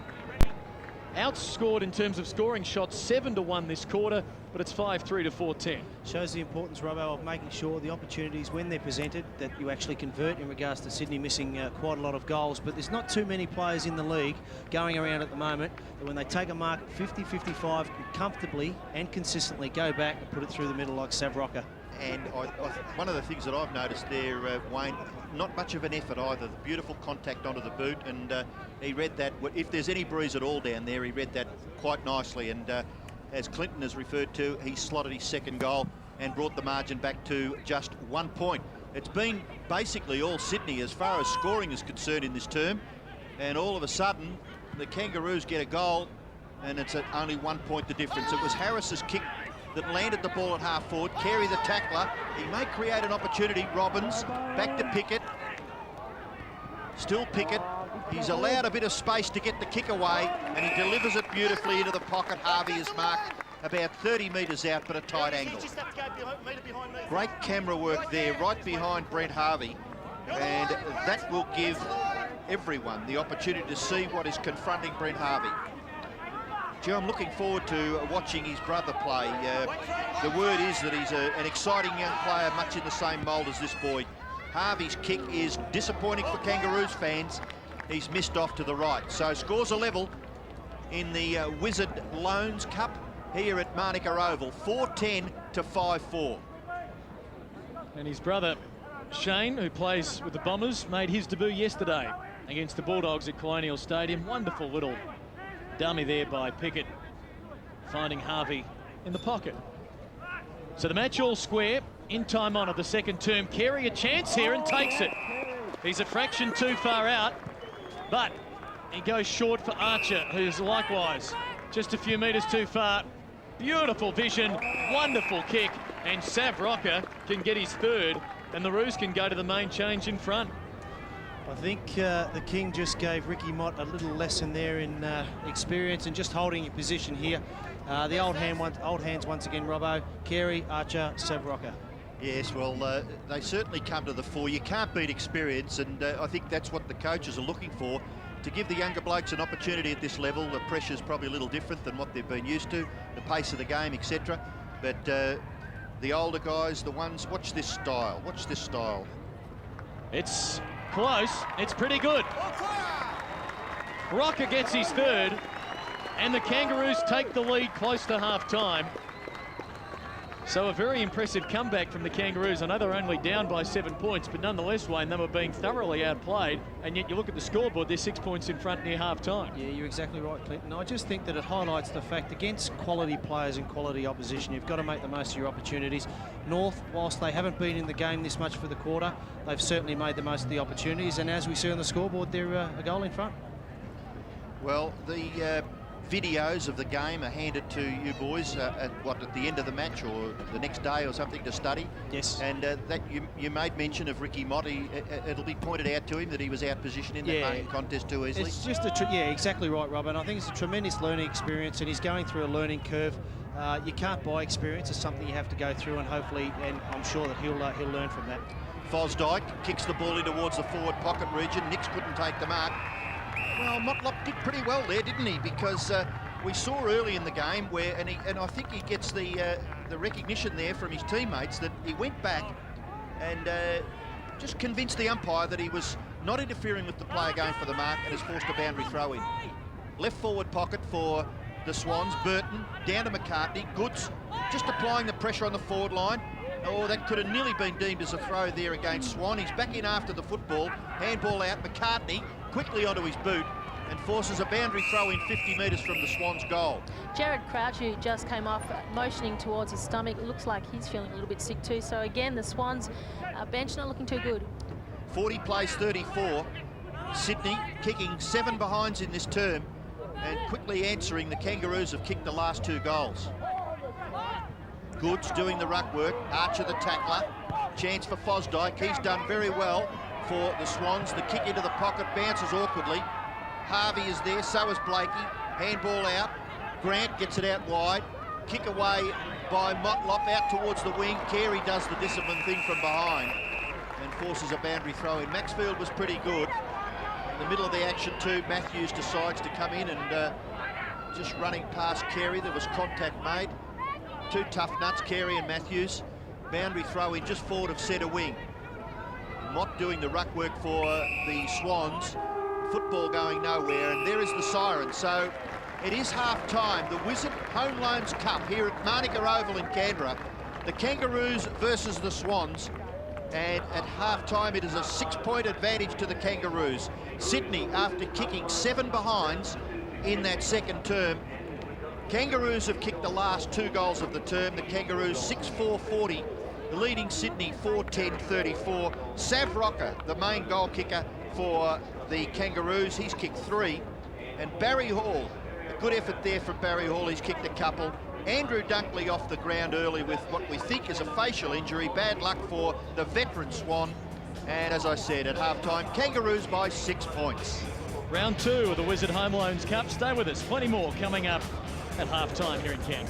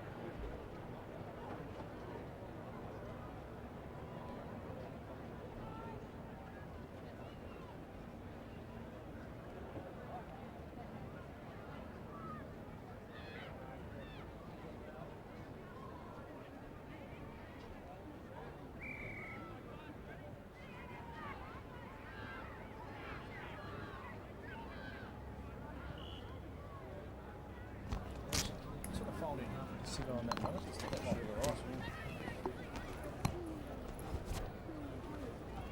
Switch right.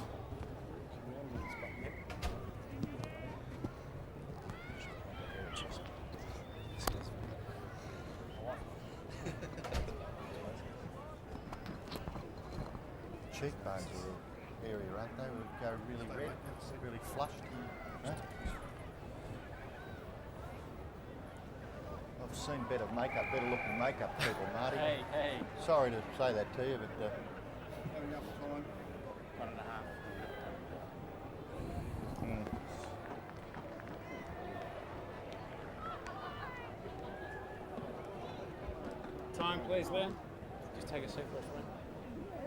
1 minute. How long's the segment go for? Just need to get rid of this, mate. Guys, we just need to move camera right. Guys, just jump up, please.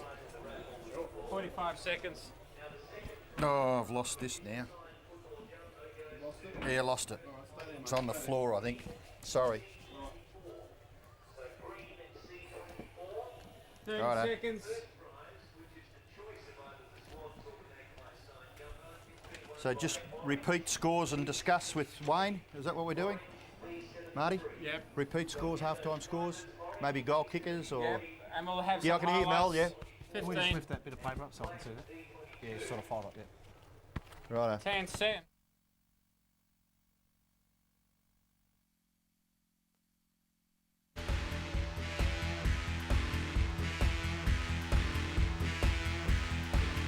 So part of the early action in this Wizard Home Loans Cup game here in Manuka.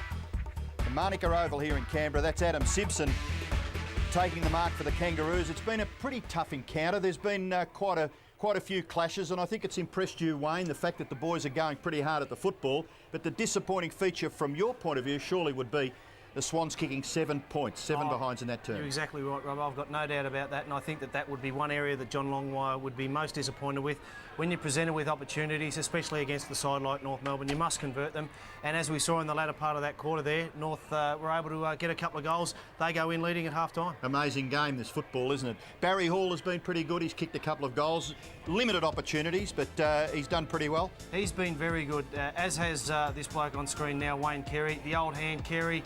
Glenn Archer and Sav Rocker kicking 3 goals there. They've been most impressive for those guys. The in and unders, I think Bolton, his stats won't be big, but he just works industriously when the ball gets in his area of the ground. He's a standout for mine for the Sydney side, apart from obviously Barry Hall, but just Jude Bolton's work ethic, his preparedness to sacrifice his own games in regards to the kicks and the handballs and put tremendous pressure on North Melbourne, as we've seen. And the presence of the King we saw there, I mean, he really had control of the football, even when it wasn't sort of in his hands, he still had control of the footy. He commands that presence, as you mentioned, Robbo, and he only has to be given half an opportunity, and he certainly makes the opposition pay. Well, that was Barry Hall on the end of a Stuart Maxfield kick. A little bit of space there for the Swans in that foray up forward, and Hall did convert from that opportunity. Yes, young Scott Stevens. This guy's kicked 3-4 points, I think. Would be no doubt disappointed with that, but on the positive side, he's presenting himself and continuing on from a good game last week. I did mention during that second term the work ethic of Michael Swan. He's a young rookie that's been given the chance to show his wares in the big time, and he did quite well. I think he forced a tackle which created a turnover. And I think, Robbo, what that does is it sets the tone and it displays your attitude and your intent as to how you approach your football.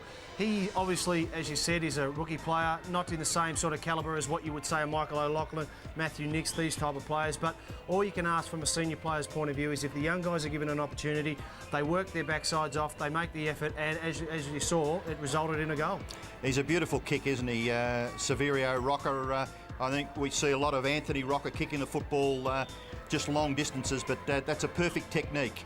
We're looking now at the match stats at half-time, and at the quarter time when we saw these, there was just a marginal difference between the two teams, and we saw it on the scoreboard where they were dead level. There's not much in this match at this stage. What can you glean from those stats? Well, I think it's indicative of how these two sides generally play against each other. They're very similar in a lot of areas. They're both hard at the football type of sides. They don't over finesse with the football sometimes, and I think that's just vindictive of the scoreline at the moment, Robbo. How do you see the ruck contests? I mean, Porter, it looks as if he could be a big plus for the Kangaroos crossing from Carlton. No doubt about it. I think if Mark Porter can get himself firing in conjunction with Spider Burton, I think can be a very dominating force and would certainly go a long way to helping the Kangaroos for a successful year in 2002. Well, we also have to make brief mention that Tony Lockett couldn't take his place in the Swans lineup today, and I'm sure the Swans people, the supporters, will be looking forward to Tony Lockett making a return in the ensuing weeks. Down on the boundary line, Tiffany Cherry will have an interview for you shortly. Yes, I've got Digby Morrell with me here. Digby, 2 years on the rookie list, but last year you actually came off and replaced the injured Winston Abrahams and loved your first taste of senior footy. Yeah, no, it was great. Get a bit of a taste of it and, hopefully get a bit more of it this year. So. Now, I think you've been afflicted by an injury that has probably affected most of the Western world, osteitis pubis. Yeah, I had my run of it, so I'm just getting over it at the moment and missed about 8 weeks and back into running now, which is good. You've been in the rooms with the boys, a lot of the guys wearing the ice vests. Yeah, it's pretty warm out there, when the sun comes out, it's got a bit of bite on it, so, just keeping cool and making sure the recovery's there and setting themselves for a nice big second half. And considering that the Swans have thrashed the Roos in the last 2 games that they've played, you must be pretty happy at the moment with the scoreline. Yeah, we made a big focus on the last 2 games, 188 points in that, to make a good start, and we did today, so it's put us a lot better than what we were last week in the last 2 games, so going well. All right, well, thanks for joining us. Take your seat back there in the stands and enjoy the game. No worries. Thanks, Digby. Well, these are the Oz Kick. Gee, that's a terrific opportunity for young boys. I mean, they've watched football being played on the main arena over the years, and here they are, the chance to get out there, Wayne. It happened to you, I'm sure, when you were a young lad, and it's a terrific feeling, I'm sure, for these kids. The key to the long-term success of the AFL, Robbo, is no doubt grassroots area. I happened to have breakfast this morning with a couple of young guys who were playing out there today, and they were absolutely beaming, looking forward to a wonderful day, and it's just great to see that they get given the opportunity. And they've got their footy jumpers on, the West Coast Eagles and the Swans, I think those jumpers are. But it'll be terrific for them and great thoughts for the future. There's the Saints and the Magpies. We're going to have a short break, and after the break, Clinton Grybas will have an interview with the Kangaroos chairman, Alan Aylett.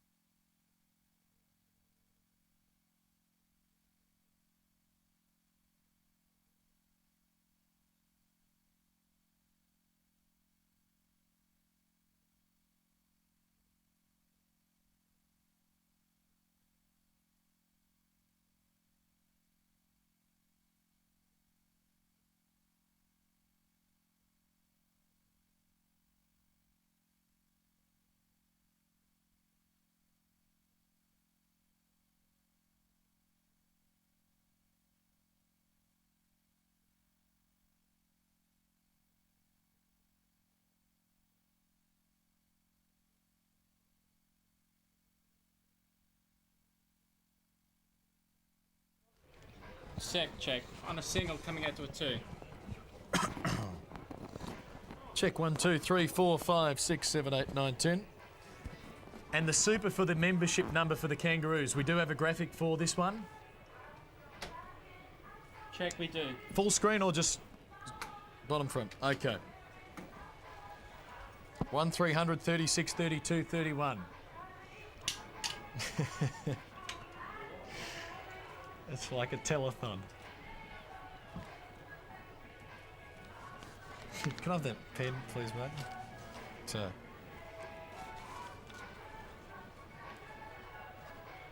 Yeah, 45 on the break.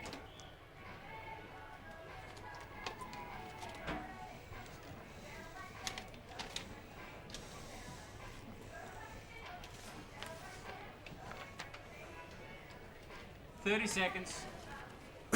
Pardon me. So we're starting with this, the live shots of the Oz kick. Get a kick out of life. Good ad for Simpson.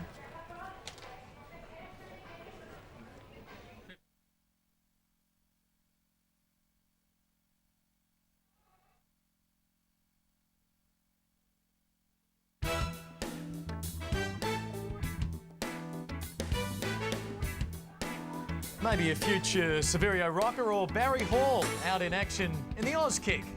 Here at half-time at Manuka Oval, the Kangaroos 6-4-40 with Sav Rocker booting 3 goals. The Swans 4-10-34 with Barry Hall kicking 2 goals. And you can follow the Oz kick action on the Fox Footy Channel with one of our plethora of new shows coming up called Oz Kicking Around. We've got plenty coming up for you on the Fox Footy Channel throughout the 2002 AFL season and beyond, and this afternoon as well. This is the first leg of an exclusive doubleheader. Matty Campbell to head the coverage from Football Park in Adelaide after this as the Crows play host to St Kilda. But time to talk about the Kangaroos now, and I have great delight in welcoming the chairman of the Kangaroos back in footy, and great to see Alan Aylett. Alan, thanks for coming along.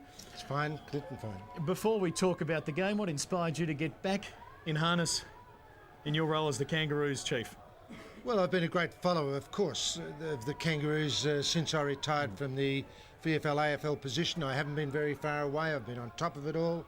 After Ron Casey's death, Andrew Carter accepted the position for a 12-month period.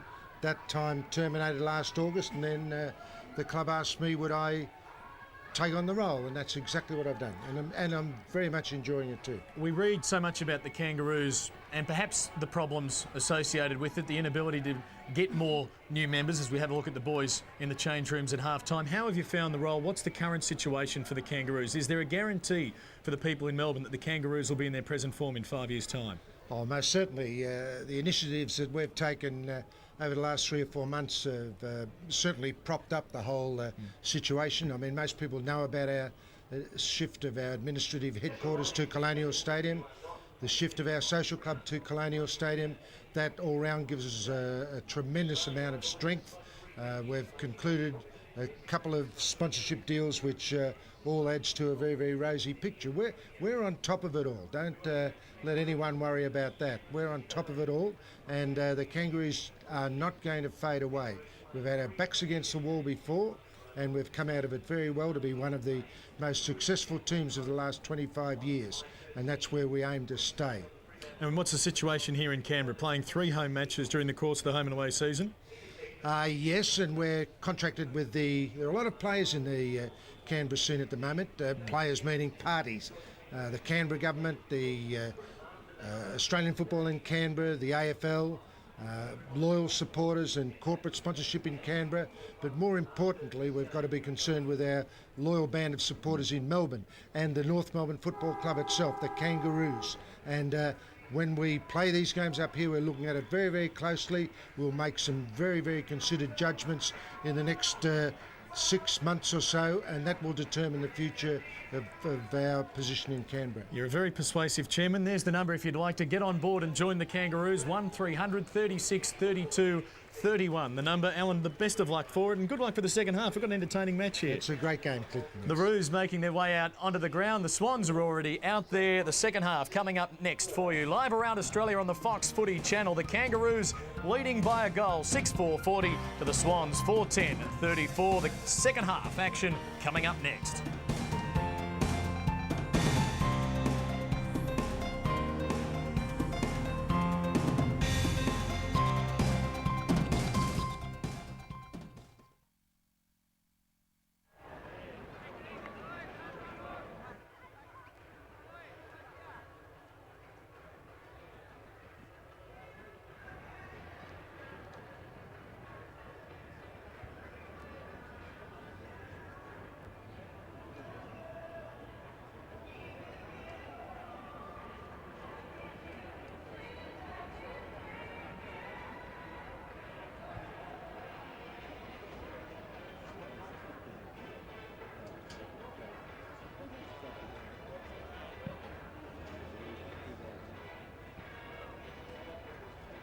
Back check.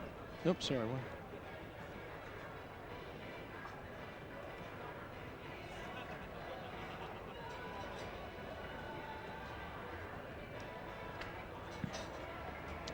Thank you.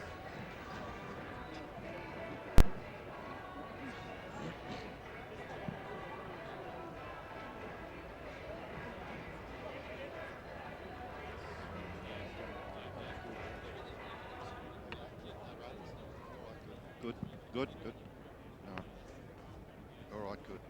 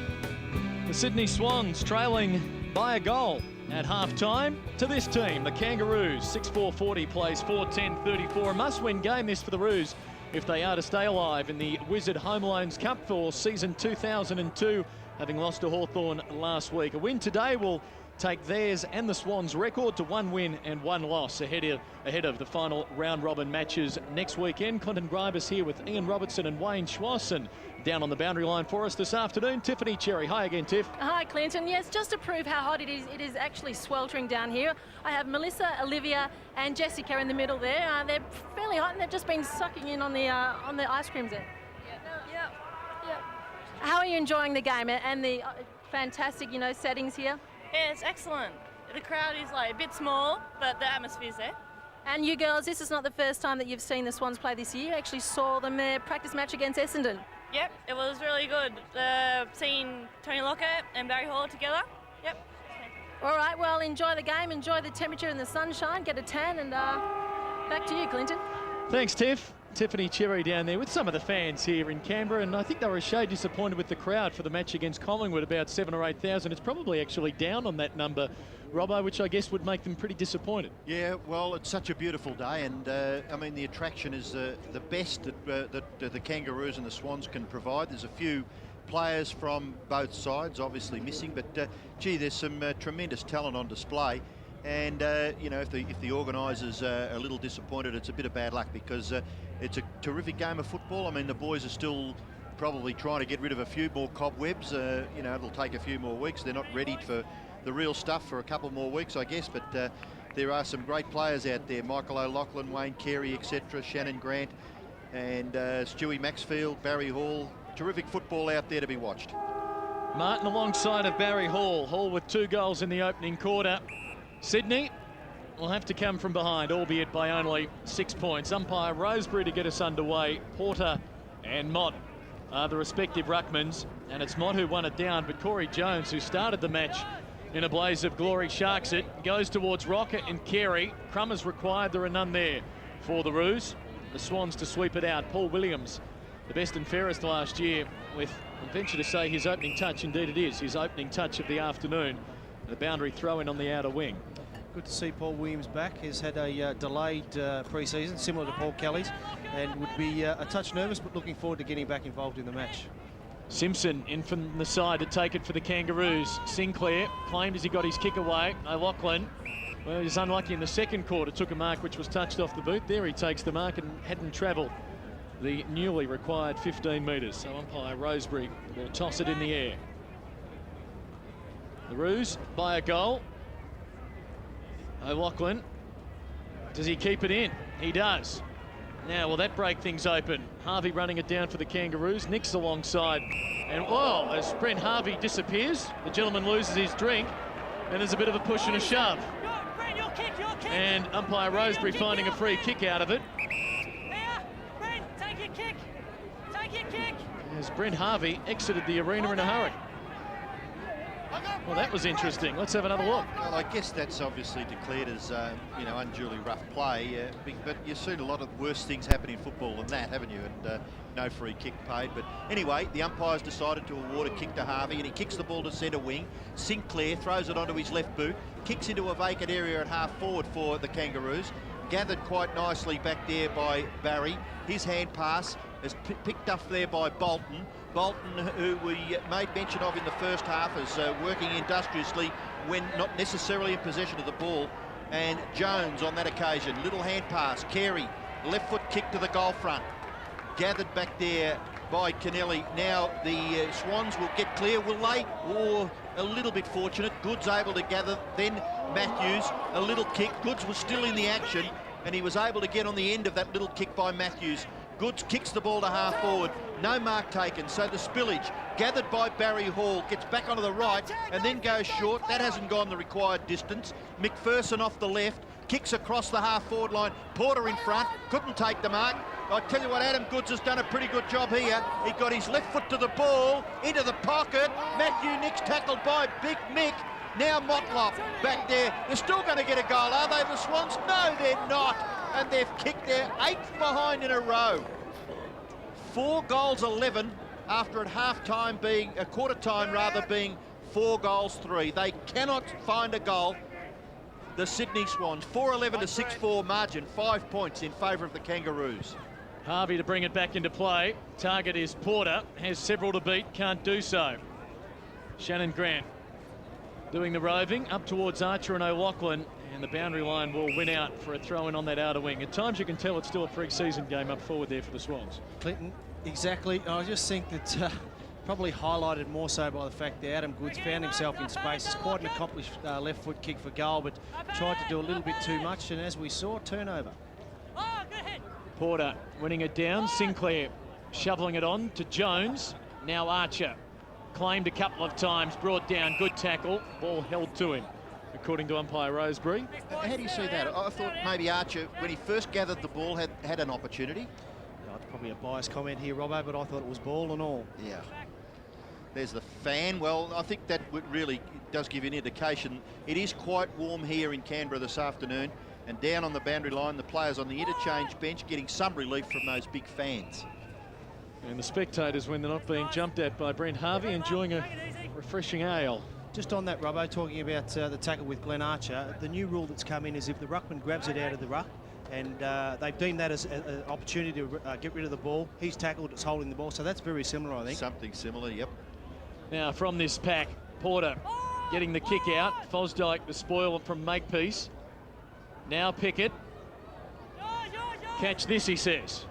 No one can, but the Swans might be able to clear. Goods will test the ankle here through the middle. Swans building better. Kirk for Maxfield. Hall on the lead. He'll ignore that. Go longer to Nix. Nix one out with Motlop. Good spoil, bad spoil Motlop. Free kick to Matthew Nix. And the Swans should take the lead. And Hall and Mick are saying hello to one another. Well, it's been threatening to get a little steamy here in the summer heat in Canberra. Psychological warfare there, isn't there? It'd be like looking in a mirror for those two. And now Matthew I've just found out that Andrew Shawble has just been carted off in an ambulance, so a heavy concussion and that cut to his eye in the first quarter. That incident with Wayne Carey, thanks for that, Tiff. They're down with Dunkley as well. Ball's on the verge of doing a strip show as Matthew Nix, from directly in front, gives Sydney the lead.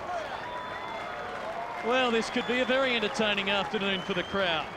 Matthew Nicks gets his second. The Swans get the opening goal of the third quarter, and they take the lead by a point. I know John Longmire has stressed the importance this week and over the last couple of weeks that you've got to know the strengths of your teammates, and that's highlighted by the fact there Stewie Maxfield. Matthew Nicks has got a favoured side. He's put it to the advantage, didn't take the mark, but obviously got the resulting free kick. I think that's Brett Allison acting as a runner for the Sydney Swans, and he was very quickly out there. These boys are still having a little bit of a push and shove, Barry Hall and Mick Martin, and they really have to now concentrate on the footy. Archer takes the ball from the ruck contest, kicks it high in the air in the direction of Carey. Well done by Jones, forced it forward. Rocker, gee, nearly got the hand pass to Jones. Jones was good, not able to get his hands on the footy though. Rocker, Jones, yes, he's going to be rewarded. Well done by Jones, a terrific single-handed effort, helped out a little bit in the finish by Rocker, but it's a goal to the Kangaroos, kicked by Corey Jones. Oh, is he going to give him another one? He's going to give them another kick. Well, it's at least a goal. It'll be a double goal. And it's 2 goals now to the Kangaroos. Let's watch the goal umpire here. But it's a double goal. It is a double goal. This guy here. Take it out, guys, take it out. Doesn't know Corey Jones's name, obviously, the umpire. It is a goal, so it's 2 goals from that one passage of play. And Corey Jones was absolutely fantastic. He kicked the goal, and the umpire found that an infringement had occurred. He was given the chance to take a free kick. He's kicked a second goal, so the Kangaroos now lead by 11 points. They're 8-4-52. Sydney are 5-11-41, and Corey Jones has done well. He's kicked a couple there. As I mentioned earlier, celebrates his 21st birthday on Tuesday, having a party already on that occasion, getting pushed in the back slightly after his kick went through. So the Roos from behind to 11 points in front in a hurry. Porter for Archer, dragged down, got his hand pass away, but Sydney now able to clear.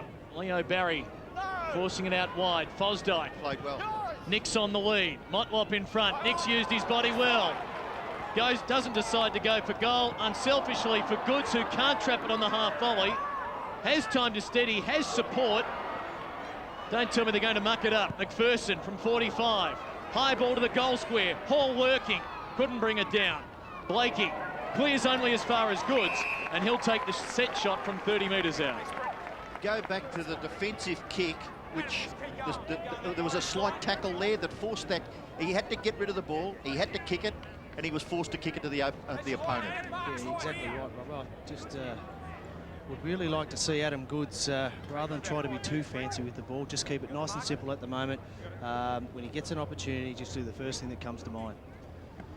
Signed with the club last year till the end of the 2004 season. So looking for a long future at Sydney, and if he can kick straighter than that, they'll be happy. Sydney struggling up forward, 5 goals, 12 now. They trail by 10 points, a third of the way through this third quarter. The most disappointing for John Longmire at the moment. We do spend a hell of a lot of time concentrating on our conversion rate, and to say the least, very disappointed. I think that will be something that will be harped on at three-quarter time at the end of the game, and certainly leading into next week. So a little bit of a lapse here as McPherson is spoken to by Brett Allison. Maybe the blood rule with Mickey Martin coming off the ground to be replaced by Lang. Martin will take his place on the interchange bench. Kangaroos lead by 10 points. Swans led by 2, but 2 goals from a passage of play that involved Corey Jones resulted in a double goal. The kick in goes well outside the defensive 50. At the back is O'Loughlin. Handball off to Williams. Williams, oh, lovely little kick. Not a lot of understanding there, O'Keefe and Stevens. So the Kangaroos through Jason McCartney. He bundles the ball out towards the boundary line. Gathered by Fosdyke, who I feel has probably been the Swans' best player. His hand pass at the feet of the big player there in Mott. Not able to get down to ground level. Byron Pickett there with Matthews. And the umpire will bounce just forward of centre wing. And we may get the chance here to see what happened to Mick Martin. He's just off to the right, and he cops a left arm of maybe John Baird by the look of it. And that's forced him to go to the interchange bench through the blood rule. We're watching play on centre wing. and a mad scramble. The ball will come out eventually. It's Motlop. Carey's come off the ground and Burton is on. The kick by Motlop landed the ball just forward of the wing and knocked over by the defenders in that area of the ground as we watch Carey take his place on the interchange bench. You can see in the background there the fan trying to cool the players. It is a very warm day here in Canberra. 52 plays 42. Kangaroos lead by 10 points. Always a concerning sign for Roos fans when they see Carey making his way to the bench. We'll find out more with Tiff shortly. Fosdyke's kick up to the wing. Still a chance for Sydney through McPherson. Did well. Set up Kirk. He sets up O'Loughlin. Now the important one for Hall. That's much better. Yeah, great play by Michael O'Loughlin. Found himself in a bit of space. Perhaps last year probably would have ran into Woods 50 and had a shot, but obviously with such a focal point in Barry Hall, their correct option. I think it's just important to point out to youngsters, you've got to make sure you lead to the right spots, Robbo. That's a good point, Wayne, and this certainly made Barry Hall's aim a little easier. No real angle to speak of. Doesn't seem to make good contact with it. And it's just crossed the line for a behind before Stevens could be paid the mark. So 2 goals to the return for Barry Hall today in the absence of Tony Lockett forward. No serious injury for Plugger, just being rested primarily according to Rodney E. As Martin is just about to come back on, it looks like they've just applied some ice to Carey's right side of his ribs. It's interesting because the blood rule has taken the key defender off the ground for a few minutes. Barry Hall got his hands on it and nearly converted for the Swans. The Kangaroos have possession. King's kick is a little high, and coming from behind was Saddington. Gets the ball off to O'Keefe. O'Keefe out wide, kicks it to half forward. Martin is back onto the ground. The ball lands at half forward. Hall has been held by the arm, surely. And that is the way the umpire has seen that incident. So Barry Hall will have another shot at goal. We'll have a look at this. Grabbed by the arm, left arm over the shoulder. Any way, which way, the free kick was certainly Barry Hall's. The thing that stood out for mine and the thing that's impressed me most about Barry Hall is preparedness to work when he doesn't have the ball, whether that be second and third efforts or leading to a space. It's been fantastic over the summer for us. Well, he missed one from just a moment or so ago while Mickey Martin was on the interchange bench. This is a little bit more difficult, and he's hit the post. 2 goals 3 against the name of Barry Hall. Scott Stevens has kicked 1 goal 4. They are the chief behinds kickers for the Sydney Swans. The kick in is a good one. Archer is marked. Still inside his defensive 50. Down on centre wing, Baird has made good position. Archer ignores that. He may still have to go in that direction. He does. Baird makes ground and marks on his chest. Blakey there to assist with Simpson. Nix is there. And Leo Barry was the marker for the Swans. Gee, that's a good mark, isn't it? Rocker. And in the pocket, Rawlings has run. He's going to be manned up pretty quickly. Rocker goes for the goal front to apply the pressure with the kick. Rawlings at the back, hand pass, no, not effective. Porter working at ground level. Good to see the big fella doing the hard work there. Goods is able to gather the football. O'Keefe, now his kick is smothered off the boot and it has gone over, I would have thought. From my point of view, that was over the boundary line. O'Keefe kicks in the direction of Nix, a little bit too fierce, that kick. Simpson from Baird, Simpson's right foot kick, marking contest. Rocker did well. Hand pass over the top came from Robbins. Pickett's flying shot at goal is offline. May have just got through for a behind, it has. And it has registered the 5th behind on the scoreboard. There is the captain of the Kangaroos, Wayne Carey. The 5th behind for the Kangaroos. They lead this match by 9 points, 8-5 to 5-14. Ball spinning like a top there near the boundary line as the Swans bring it in to McPherson. Now he's got Saddington in space on the wing. Can he go? He's away. He has O'Loughlin and Hall calling for it along with Stevens. They might all fly. Hall goes back. Stevens takes the mark. He decides to square it up for O'Loughlin. It's not 15, play on. So O'Loughlin sells the dummy on Archer. Steadies. Magnificent play. Michael O'Loughlin sparking Sydney. Once again, we see the importance of, with so much focus on Barry Hall there, Scotty Stevens getting underneath the guard of the North Melbourne defenders, taking another quality mark, and that's something that the match committee at the Sydney Swans are looking for Scotty Stevens to repeat on a consistent basis. That new rule coming into effect there, not 15 metres, it was 10, the old rule, but O'Loughlin elements of wizardry about him there. And Archer committed. And O'Loughlin not releasing the footy, finishes it off. His first goal. 2 goals either way in this third quarter. Kangaroos now by 3 points. O'Loughlin with 11 touches this afternoon. Fosdyke is the leading possession gatherer for the Swans. He has had 15, McPherson 14. And for the Kangaroos, Grant, Simpson and Harvey have had a dozen each. 53 plays 50. Not convinced on that new rule or the setup with the centre bounce there. I'd like to see the ruckmen go back to their normal run-up. I think it can actually be to the detriment of some ruckmen in the league at the moment. I did hear that discussed on Melbourne radio leading up to the first round of this Wizard Home Loans Cup, and it was a ruckman, I'm sure, that I was listening to, and they thought that they definitely needed a little bit more of an area to get a run-up. I know they're thinking of the long-term benefits for the ruckman as far as injuries are concerned, but if you get feedback from the ruckman that it's not what they're looking for, well, they've got to listen surely. Burke comes on for Burton while play goes on centre wing.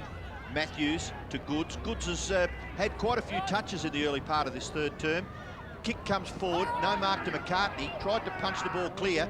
It hasn't quite got clear enough as far as Kangaroo fans would be concerned. Harvey did well in that passage of play, combining with Makepeace. It finishes with David Burke. He looks laterally, gathered by King, handball over the top. Burke provides the run. That was ignored. Ben Robbins went for Rawlings, and Rawlings to Pickett. Watch the magic of Byron Pickett. He can't break away. The tackle was good. It was provided there for Sydney by Lee Brockman. Now Maxfield has the football. He's still behind the wing. This is Luke Ablett. Gathers, kicks into the middle. Little too high for McPherson. McPherson, oh gee, that was a lovely little tap on, wasn't it? And I'm not sure who that was provided. Might have been McPherson, was it in there? The tap on came from Paul Williams, and it nearly came off. Just behind play there, Brady Rawlings ran into David Burke and seems to have stunned himself a little bit. He's just been assessed by the physio. Just watching that little deft tap by Williams, and McPherson not able to break clear.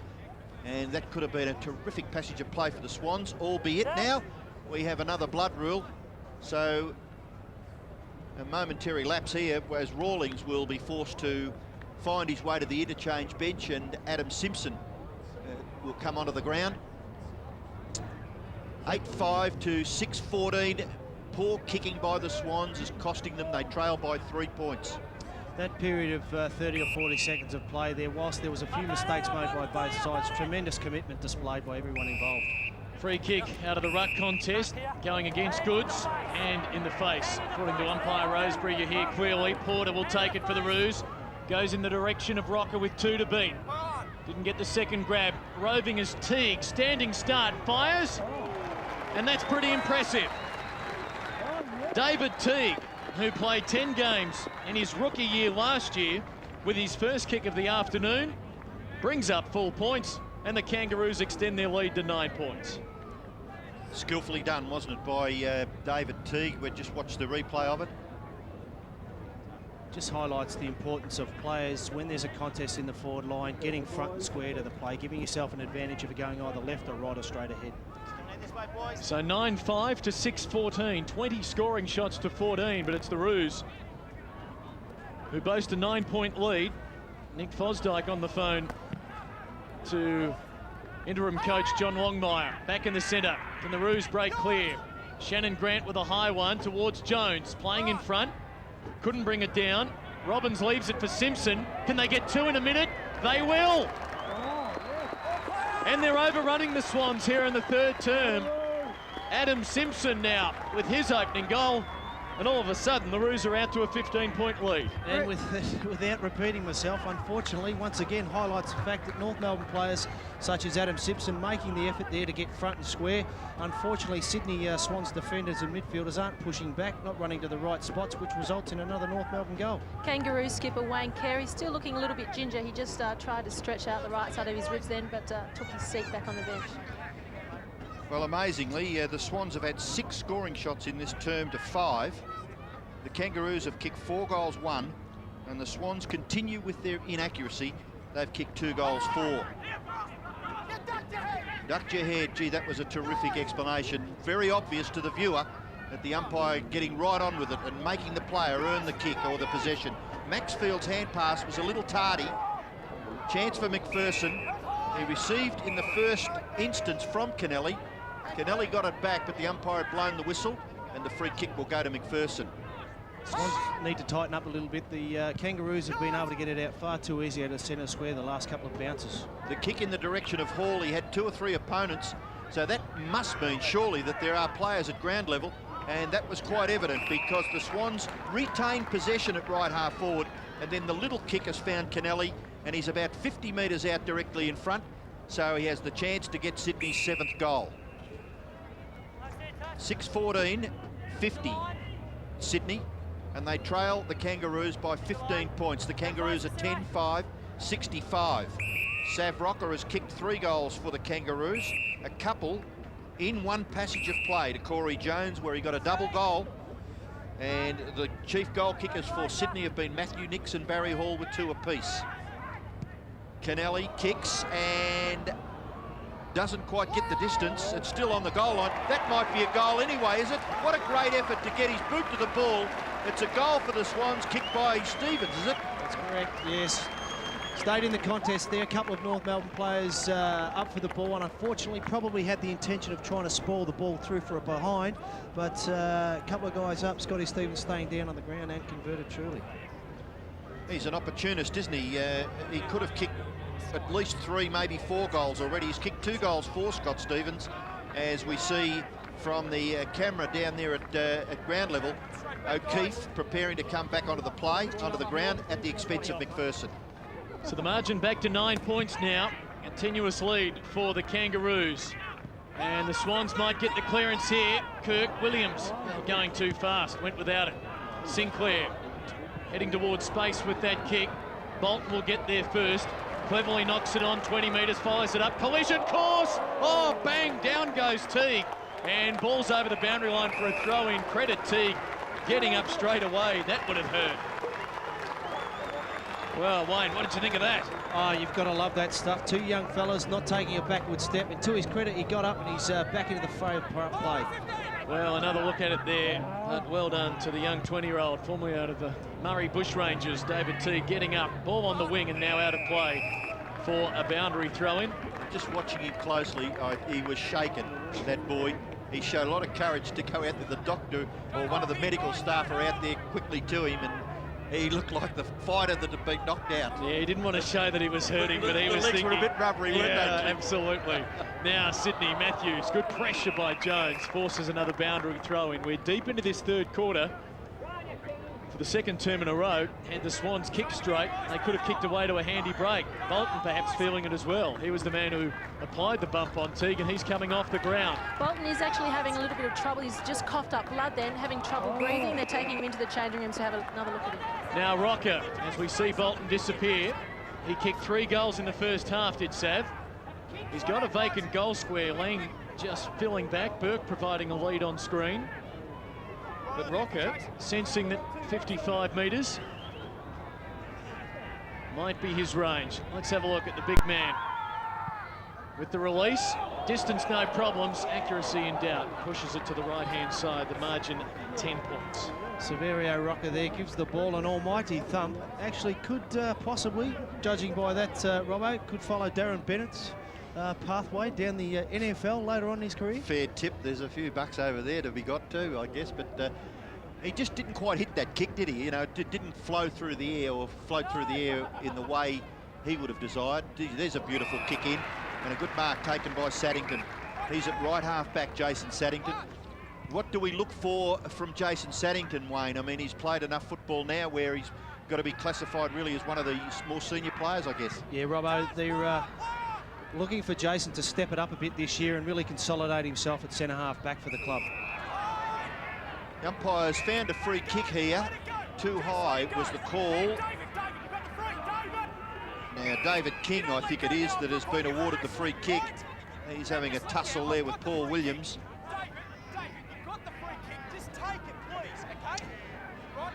Any amount of experience that we have as players, it's not until you get involved in the heat of the battle that you actually start to realise that you've still got a bit of a way to go no matter how many games you've played. Well, that was David King and umpire, I think it was Hayden Kennedy actually in that area of the ground that was giving all the instructions. eventually taken, and the ball is finished at left half forward for Sydney. And another free kick. There's a couple of experienced campaigners for the Kangaroos sitting it out. And they are John Blakey and Byron Pickett. The Swans, through Williams, get the ball up towards half forward. Awkward bounce, but wasn't it well done by Stevens? Oh, he's been called to play on well. I don't quite know whether that was a great decision by the umpire.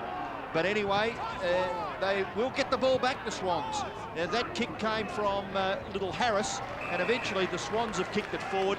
Goods is marked. There's a player on his own. Wide is still at half forward, and that is Williams, and he will shoot for goal from about 40 metres, perhaps a little closer. Paul Williams for Sydney, 66 plays 56. Right now, the lead for the Kangaroos is 10 points, but Paul Williams has the chance to bring it back to 4. Carey, Rawlings, I think we saw Blakey and Pickett warming the bench for the Kangaroos. But we're about to witness Paul Williams shot at goal. It is a pretty good kick too. Just went straight over the goal umpire's head. It is a magnificent kick by Williams, a goal for Sydney. Badly needed, to say the least, because they were just trailing by that 10-point margin. Now it's back to 4. Harvey, good. Jones, not bad. Matthews kicks it forward. And Good spotted Williams from this little opportunity. You don't need much, and Williams did the rest, as we have just seen. Williams' goal was his first. He spent the majority of the first half on the interchange bench. 10-6-66. Sydney 8-14-62. The lead for the Kangaroos, 4 points, and right on the three-quarter time siren. You wonder how that can happen, don't you? The ball comes back, it's bounced, and then the siren goes. Only a second or so left in that term, and Barry Hall, he'd be fairly pleased. 5 shots at goal, he's kicked 2 goals, 3. Couple of goals to Scott Stevens and Matthew Nix. Sav Rocker has kicked 3, Corey Jones a couple from just 1 passage of play. And at three-quarter time, the Kangaroos lead by 4 points there, 10-6-66. Sydney 8-14-62.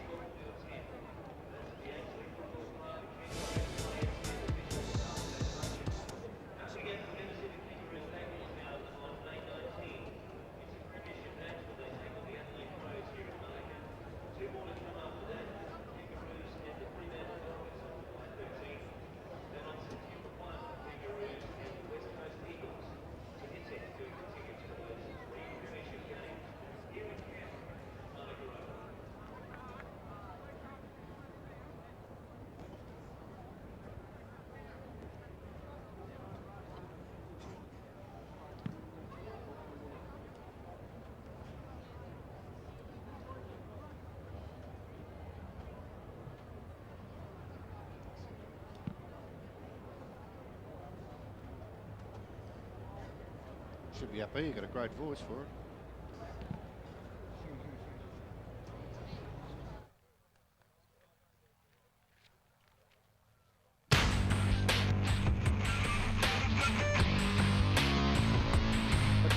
A quarter remaining on this sunny February Sunday in Canberra. A nice pleasant Sunday afternoon. Sit back and relax, watch the big men go to war out there. Glenn Archer and Michael O'Loughlin getting up from that one. Motlop with a desperate tackle, bringing down Matthew Nix. It's game on here. Margin just 4 points the difference. Try telling these guys it's not serious. Andrew Shawble heading off to hospital after that incident with Wayne Carey. The Swans with some work to do, trailing by 4 points. Paul Williams' late goal cutting that 10-point deficit back to 4, and it's 10-6 to 8-14 with a quarter remaining. The Kangaroos looking to stay alive in the Wizard Home Loans Cup. A loss today will mean they can't win through from this group to make the semi-final round, while the Swans, having beaten Collingwood last week, will stay alive. Brent Harvey disappeared just briefly during that quarter, a quarter where the Swans kicked 4-4 and the Roos kicked 4-2. Yeah, amazing stuff, isn't it? I mean, I guess that Brent Harvey may have, even if the fence was any higher, may have hurt himself, but a free kick was paid out of that. We watch a little bit of the magic of Michael O'Loughlin there. I think he's one of the most exciting players in the caper. And at the other end of the ground, I thought Sav Rocker worked industriously, and his attempt at a mark, the ball falling to the feet there of David Teague. He ran into Jude Bolton later on, and we thought maybe David Teague came off the worst, but Jude Bolton was the player that left the ground. Yeah, joins Dunkley and Shawble on the injury list for Sydney this afternoon, so it's certainly been a taxing game in that department. Some more of these highlights. There's that contact you mentioned there, Robbo, between Teague and Bolton. Eventually late, Sydney working their way back into it. A lot of the old Tommy Hafey finessing up forward that perhaps they didn't need, but eventually it came off, and Williams with that goal with just a second remaining in the third quarter to make it a 4-point game with a quarter remaining. Let's have a look at some of the stats to three-quarter time. Wayne, what catches your eye there?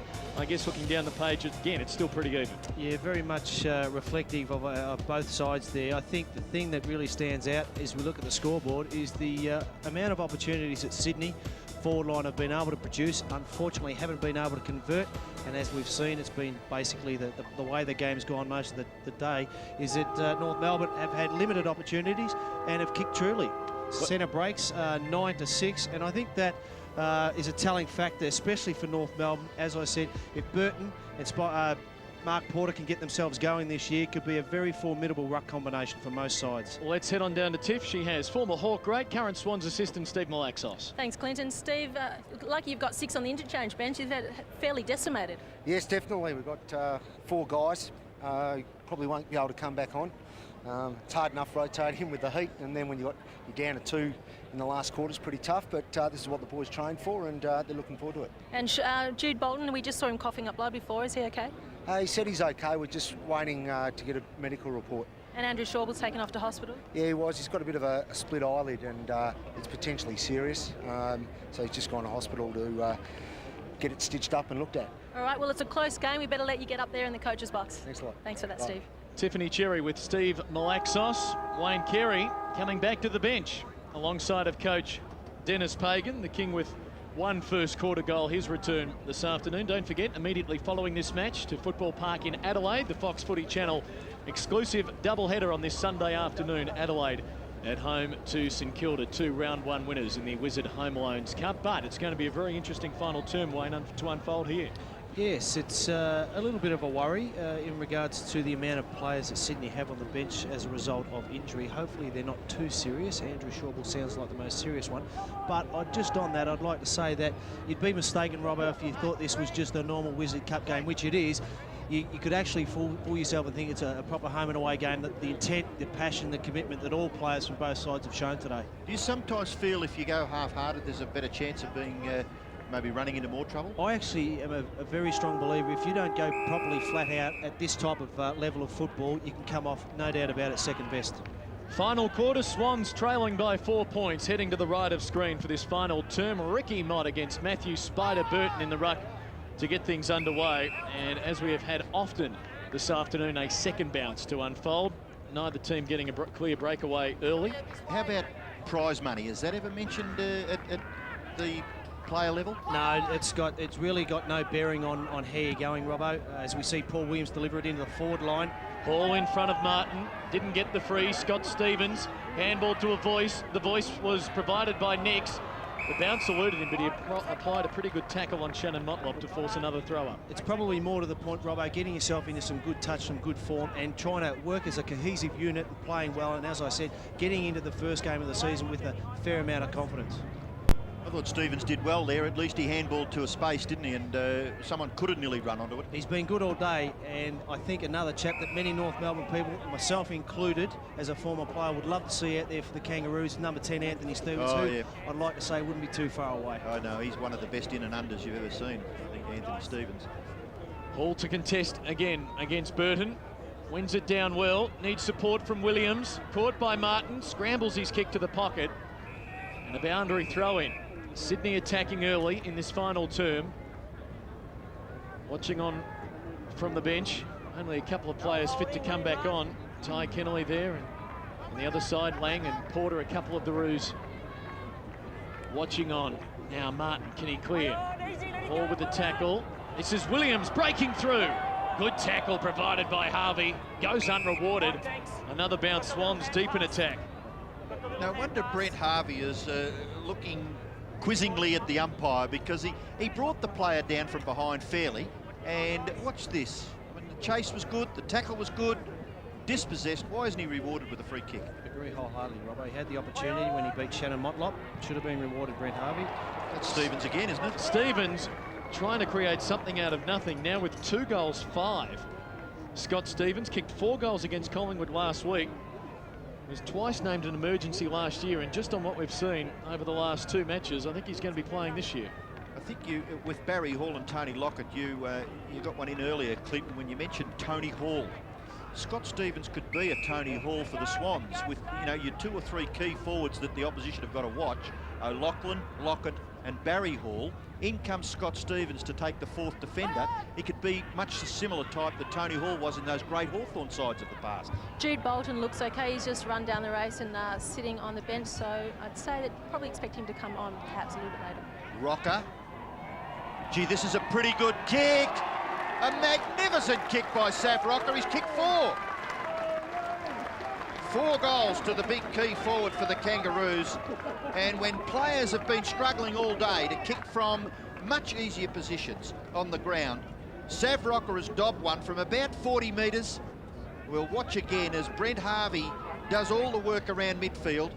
Rocker just inside the 50, close to the boundary line, and he finishes it perfectly. He's kicked 4 goals, 1, Sav Rocker, and that is the Kangaroos' 11th goal. They lead by 9 points. It's been a pretty tight affair all afternoon, and now the Roos with the all-important first goal of the final quarter. Simpson gets the centre clearance for Jones. It was a brilliant clearance by Simpson. Rocker doubling away from his man on the lead. Jones goes towards him. Rocker has to wait. Goes over his head, and now Maxfield to try and relieve the pressure for the Swans. We'll switch it back for Kirk. He's got Fosdyke short. So he's put it straight into the arms of Pickett. He'll finish it. That was a gift. And Byron Pickett with his 2nd goal. The Roos get back-to-back goals in the space of a minute to open up a 15-point buffer. Unfortunate for Brett Kirk. It's probably the only area that Brett Kirk lets himself down from time to time, and that's his short kicking. Has been encouraged by the coaching staff to kick longer, and that was a fine example as to why they persist with trying to get Brett to do that. Oh dear, there wouldn't be a big enough hole out there on the ground for him to hide in at the moment, would there? Byron Pickett, the goal kicker, he's had 11 possessions, Byron Pickett, 7 kicks and 4 hand passes, a couple of marks, and that on the screen is Brett Kirk. But Byron Pickett was the goal kicker. Rocker has kicked 4. Pickett has kicked 2, Corey Jones has kicked 2. And on the other side of the ledger, it's a pretty sorry sight for the Swans. Prominent figures, but they're all in the column referring to behinds. A struggle for possession at half forward, and with the football is Barry. Barry's left foot kick to half forward at ground level. Harvey, the crummer, does well. Gets it away to Grant. Grant off the left, kicks it back towards half forward. Barry disciplined. Nearly well gathered there by Burke. Kicked off the ground by Barry. Now a good contest. Ablett was there. He may get it back. Chance now for Barry. Got the hand pass away. Kirk, on this occasion, does well and puts it onto the chest of Barry Hall. He'll provide the lead. He'll provide the presence. You've just got to look down the ground and give him the opportunity by hand or by foot, preferably the passing, and Barry Hall, presenting himself at full forward, has the opportunity here to kick his third goal and Sydney's ninth. About 45 metres out, directly in front, beautiful kick. And he has registered his third goal, and the Swans hit back. So they were in arrears to the extent of 15 points. It is now back to 9. 12-6-78, and Sydney, that's their 10th goal, kicked by Barry Hall. Their 9th goal, rather, 9-15-69. That goal there that Barry Hall converted is a direct result of Leo Barry's third and fourth effort there. Stayed in the contest, spoiled, kept running on, provided the handball for Brett Kirk, who kicked to a beautiful lead from Tony Hall. Wouldn't expect to see skipper Wayne Carey back on. He's just taken his shoes off. So he's having a relaxing afternoon then, Tiff. Back in the centre, Mott and Burton. Off hands, knocked out wide. The Kangaroos will get there first through Simpson. Grant riding shotgun for him. Will deliver it up towards half forward. Swans with the spoil. Now Pickett breaking his way through. Tuck it under the arm. Away he goes. That's brilliant to watch. In the direction of David King. Ball to the back of the pack. Still a chance for the Kangaroos. Robbins has claimed. Now Sinclair keeps his feet. Dodges. Weaves. And he's kicked one of the goals of the day. What a terrific second effort by Jess Sinclair, the former Docker. And the Kangaroos answer that Barry Hall goal in quick fashion to once more make it a 15-point margin. What a terrific effort here by Jess Sinclair, Wayne. Yeah, I thought it was a great effort. He kept his feet, didn't panic. Probably would have liked to, Benny Matthews would have liked to have laid a better tackle there. It just shows the importance of when you get the opportunity to lay a tackle on someone, you've got to make sure it counts, especially as we've just seen in front of goal. Ben Robbins good too, to get that hand pass away. He was tackled, but it was all legitimate to get the hand pass. Definitely, I think the setup play by Byron Pickett just shows his class out there. No doubt about that. Sav Rocker coming off through the blood rule. As you see there, just wiping away some blood under the nose. Mark Porter heads on. I think it'd be fair to say there'd be some sorry boys this evening heading back to Melbourne and Sydney respectively. No doubt about that. I think Steve Malaxos mentioned at three-quarter time that 4 of your lads couldn't possibly come back onto the ground. So that's bad luck for your team's perspective. Sinclair trying to break away. He was the goal kicker. Now the opportunity was with Grant. He threw it onto his boot. He's pretty good at that, isn't he, Shannon Grant? Getting boot to ball at half forward. Gee, top work by Harvey. Equally as well done there by Barry.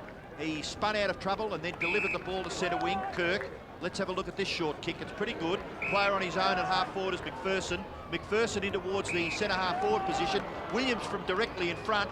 Paul Williams could get his second goal in this term. No. Way off to the right and through for a behind. So if anything's cost the Swans, it's been their ability to convert. They've kicked 17 behinds, and quite a few of those, I know sometimes it can look bad, but and a lot of them come from rushed kicks or rushed tap-ons, etc. It's their 16th behind, to be precise, 9-16-70, and Kangaroos 13-6-84, but they have missed some simple chances. Drew Bolton there seeking some relief from the heat here in Canberra as David King, long kick back into play. Mott, the big man, not afraid to get down for the Swans, but McCartney. Oh, dragged down, terrific tackle, finally rewarded by Williams, and that'll be 50. So a certain goal coming up for the Swans here, and they'll be right back in it once more. Terrific tackle, the former Magpie on another former Magpie. Yeah, great play, Paul Williams, 2001 best and fairest for the Swans last year, but he's very well recognised as being a prolific tackler. Once again, another great lesson for the youngsters out there, Robbo. You're never out of the contest, never give up. As we've seen, Jason McCartney, you would have thought would have got the kick away. But what goes through his mind, Wayne? I mean, the heat of the moment. He must have seen, it wasn't as if Paul Williams came from behind him. No, I agree, but I don't blame Jason McCartney completely, because I think a fair amount of responsibility lies in his teammates around him with a lack of talk. Here's Williams now for his second. A lengthy run-up for what should be a regulation kick. The best and fairest converts for his second. And midway in the final quarter, it's an 8-point margin. Tiff. Yeah, Savrock has just done a complete change, top and shorts. Looks like he's just about to come back on. Well, that's good news for Kangaroo fans, because I don't think they'll be able to sit on this 8-point lead, Wayne. No, the Swans, I think it's been indicative of the game. It's a bit of backward and forwards, but, you know, I think that hopefully both sides fight it out, and, you know, at the end of the day, I don't think they'd be too upset as to if whatever side was to lose, but they'd be trying to get a win, no doubt. Well, I think Tiff has just made mention that Sav Rocker is about to come back onto the ground, and if the Kangaroos are to hang on, they need Sav Rocker on the ground for the remaining minutes of this game. He's been pretty good. He's had 11 kicks and a couple of handballs, about half a dozen marks, and he's kicked 4 goals. So with Carey on the bench, they definitely need Sav Rocker out there. Byron Pickett, who was instrumental in a passage of play just a few moments ago, that resulted in a terrific effort by Sinclair to kick a goal for the Kangaroos. Kangaroos lead 84-76. Boundary throw in between wing and right half forward McPherson and Sinclair. The umpire will be forced to ball it up. That's Adam Simpson in the background. Hayden Kennedy officiating in that area of the ground. The umpires have had a bit of a rotation going today. We've had 4 umpires sharing the workload as the game has gone on. Gee, there's a very hard clash between Matthew Nix and his opponent Jess Sinclair. It results in a free kick for Nix. Well, at the indiscretion, I guess, didn't have the ball, Matthew Nix. Leaving the ground was Jess Sinclair jumping into him. And if the umpires are consistent with that, it'll keep a lot of players in the game for longer periods, I'm sure. Matthew Nix, good kick, wasn't it? O'Loughlin didn't have that much area to move in. Archer was right on his ginger. Then O'Loughlin's kick in the area of Barry Hall and his opponent, Mickey Martin. Sinclair got back and gathered and kicked back to Archer. Archer is just on his defensive 50. Kangaroos lead by 8 points. And Glenn Archer with the football. He kicks it down towards the wing, and the mark is taken by Jones. He's done a pretty good job for the Kangaroos in this match. His kick will go past the wing and land the ball at half forward. No mark to Rocker. Jason Saddington there for the Swans, and Mark Porter will be the ruckman at this boundary throw-in. Rocker there, maybe Sav Rocker will take it.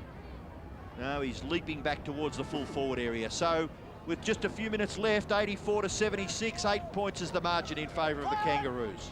The Roos need to win this match to keep alive their hopes of making the semi-final. Barry throwing it near the boundary line. Jones keeping it in initially, but it's over for a throw-in. I've been very impressed with Leo Barry. First game back this year for the season, and has basically slotted in quite nicely. Doesn't look as though he's out of touch at all. Wayne Carey exchanging a joke there with Denis Pagan on the phone. They're relaxed as Mott wins it down. Simpson bursting through, sends it to full forward for Rocker. The Virtues are playing in front. Rocker with too much strength for Jason Saddington, and now will line up for his 5th goal.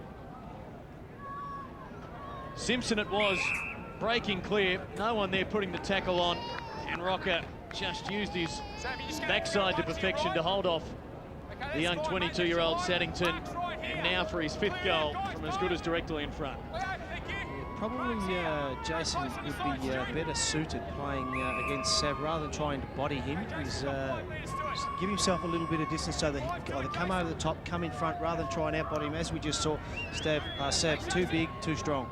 And a good afternoon's work for Sav Rocker. He kicks his 5th.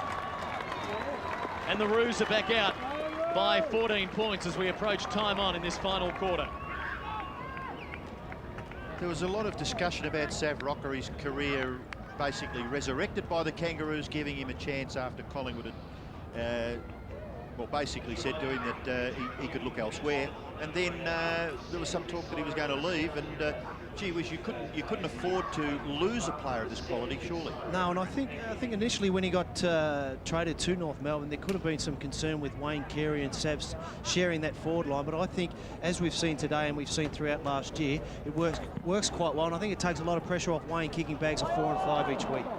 So there's the scoreline. Kangaroos, that goal, the 5th to Sav Rocker, gives them a little bit more breathing space. They lead by 14 points, and they have possession of the ball. It's Archer across half-back, and Blakey, that was a good mark, out in front of Kirk. He was quickly to his feet, and that's very important for the modern footballer. And Blakey's kick goes in towards half-forward. Rocker's got it again. and you'd give him every possible chance to kick a goal from here. He's 50 metres from goal, directly in front, going for his 6th goal. Margin 14 points, and this could make it extremely difficult for the Swans if Rocker converts. The mark, and now the man. Good stats too from a key forward. Watching the kicking style of Severio Rocker, just off to the left and scores it behind. 5 goals, 2, keeps the Swans in the game. 15 points the margin. Kangaroos lead.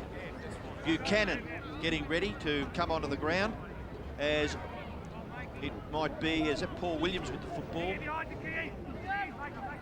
About to bring it back. The Swans desperately need a quick goal now. 15 points is their deficit. Williams goes down the spine, effective enough. I heard the call from the umpire telling Blakey, just let him go. Brockman goes short for Matthews. Pickett looming. Matthews does well, sends it out wide. Saddington running off from down back. The ball bouncing away from him though, and in the end he gets into the back of Archer and gives away a free. So what was looming as being a positive move forward for the Swans ends in a Kangaroo free kick. Enormous Archer. He's done plenty this afternoon. High one towards the wing. Porter in front of Saddington. Saddington the spoil, but Harris was there to do the crumbing. Gets flattened late by Kirk. It's a Barry. It's a downfield free for Jones. All indications are this is going to be a Kangaroos victory. Jones driving a wobbly ball deep to the goal square.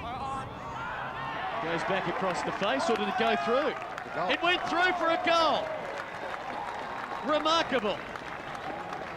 Jess Sinclair wearing the smile as the Kangaroos extend their lead. Now out to 21 points, 15-7 to 10-16. The disappointing thing I should say for Paul Roos, who's in charge of our back line, is the fact that as we see Adam here coming across, probably would have liked to have seen a better effort, Robbo, to spoil the ball. The worst situation that we can have, as we just saw, is the ball going over the back, which has resulted in a goal. Third goal for Corey Jones. Sinclair wearing a smile because he didn't touch it, or at least not in the umpires. And he's going to tell everyone here that he meant to miss it. Yeah. 97 plays 76. The Kangaroos lead. They've got the ball all the way up to their full forward line again. Saddington's handball over the top to the advantage of O'Keefe. His kick looking for, and well, not quite able to grasp it. There was Paul Williams, looking maybe a little frustrated there. Great chance for the Swans. Boundary throw in just forward of centre wing, favouring the Kangaroos. Porter doing the ruck work, and a scramble there going nowhere, so the umpire will ball it up. 97 plays 76. Kangaroos lead by 21 points, and we're not far from the final siren, one would think. Kennedy indicating there, the umpire, terrific explanation as to why the free kick was awarded to Mark Porter. I think he's done a pretty good job for the Kangaroos. Rawlings, not much ground time, can go to Pickett, ignores that, goes in towards half-forward, good mark. That's a top effort. He kept his eyes right on the football there, Corey Jones, and he may be rewarded with his 4th goal. He has marked a matter of about 30 metres out. Have a good look at this as the ball comes in. Jones confronted there by his opponent, but kept his eye right on it and was awarded the mark. He's been great for the Kangaroos today. He's kicked a couple of goals. 12 games last year, got dropped late in the season for an indiscretion. But looks as though, judging on today's performance, he could be in for a big year.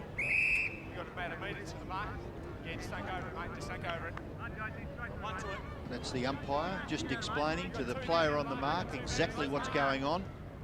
And we just saw a quick look there at Corey Jones's stats. He's had 15 touches, but a good afternoon's work. 2 of his goals came from a bad mistake by the Swans defender up on the goal line, where he kicked the goal and then was awarded a free kick, and he got a double goal in that passage of play. The Swans kick it in, and the mark is taken by Buchanan. They need 4 goals in a hurry, do Sydney. Buchanan wide to the outer side. Good kick for Saddington. Now they've got some momentum. This is O'Loughlin. Sweeps the hand pass on for Kennelly. A bounce. 55 out. Unloads deep to the square. Goods and Kirk. Kirk, can he get it? He does. There's one of the 4 Sydney needed. Brett Kirk kicks his opening goal. And the Swans stay alive late in this second round match. Don't mind if he gets a lot of his short kicks 2 metres from goal like that one. I think that would bring a smile to the coaches' faces, but it just once again shows the example of quick movement of the ball. Yeah. You don't give the opposition backman very much of an opportunity to try and stem the flow of play. Yep. So Sydney staying alive. Well read by Kirk. 16 points the margin, 15-8 to 11-16. Spider-Burt preparing to come back on. Goods taking a rest late in this contest. So the bounce of the ball back at the centre, and it all has to really work in the favour of the Swans. Centre clearance there affected by Adam Simpson. He's done a terrific job for the Kangaroos. That was his 20th possession. Pickett, pretty good too.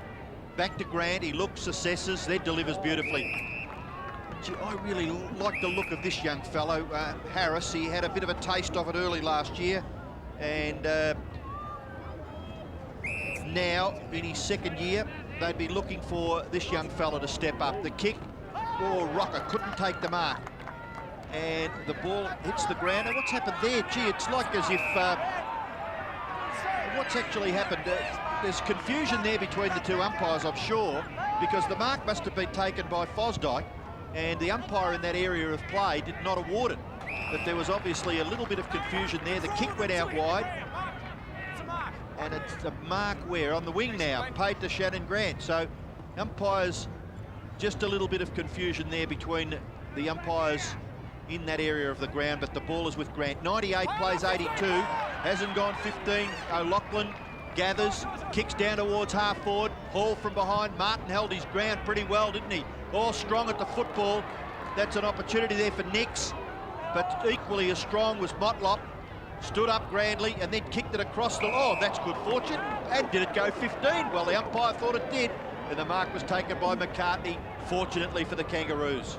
Kangaroos under some pressure late in this match. McCartney wide for Blakey. Oh, the veteran with a terrific grab. That's exactly what you want them to do there, Robbo. He was good, wasn't he, John Blakey? Squares it up for Burton, and now you sense the Kangaroos may have staved off the biggest challenge Sydney could muster. They say that's not 15, Burton to Harvey. Mick Martin finding himself forward of the centre. High ball, deep to full forward, Rocker in a wrestle. From the side, Saddington knocking it down. Now McPherson laying it off. Saddington on the second effort. Grubbing little kick, had no one to give it to. Archer standing in the way for the Kangaroos. Good call from the umpires. Players know that that's going to be play on, and a boundary throw in the forward pocket for the Roos with just a couple of minutes remaining. I like the form of Glenn Archer. He's been tough at the ball, which he's renowned for, but he's also his ability to find loose targets, leave his man. Looks like he's in for a big year. Speaking of a big year coming up, that man's 35, 346 games. He's played more pre-season cup matches than anyone. And John Blakey with a terrific mark.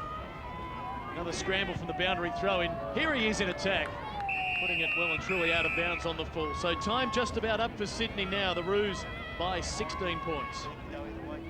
And Adam Goods having a spell. Well, that's Jude Bolton in the middle, and we did see him come off the ground. He had a tremendous clash with David Teague in the third term. We thought Teague came off the worse for wear, but Jude Bolton, we were told, was spitting a little bit of blood. So let's hope that, you know, with further examination, there's nothing serious wrong with Jude Bolton.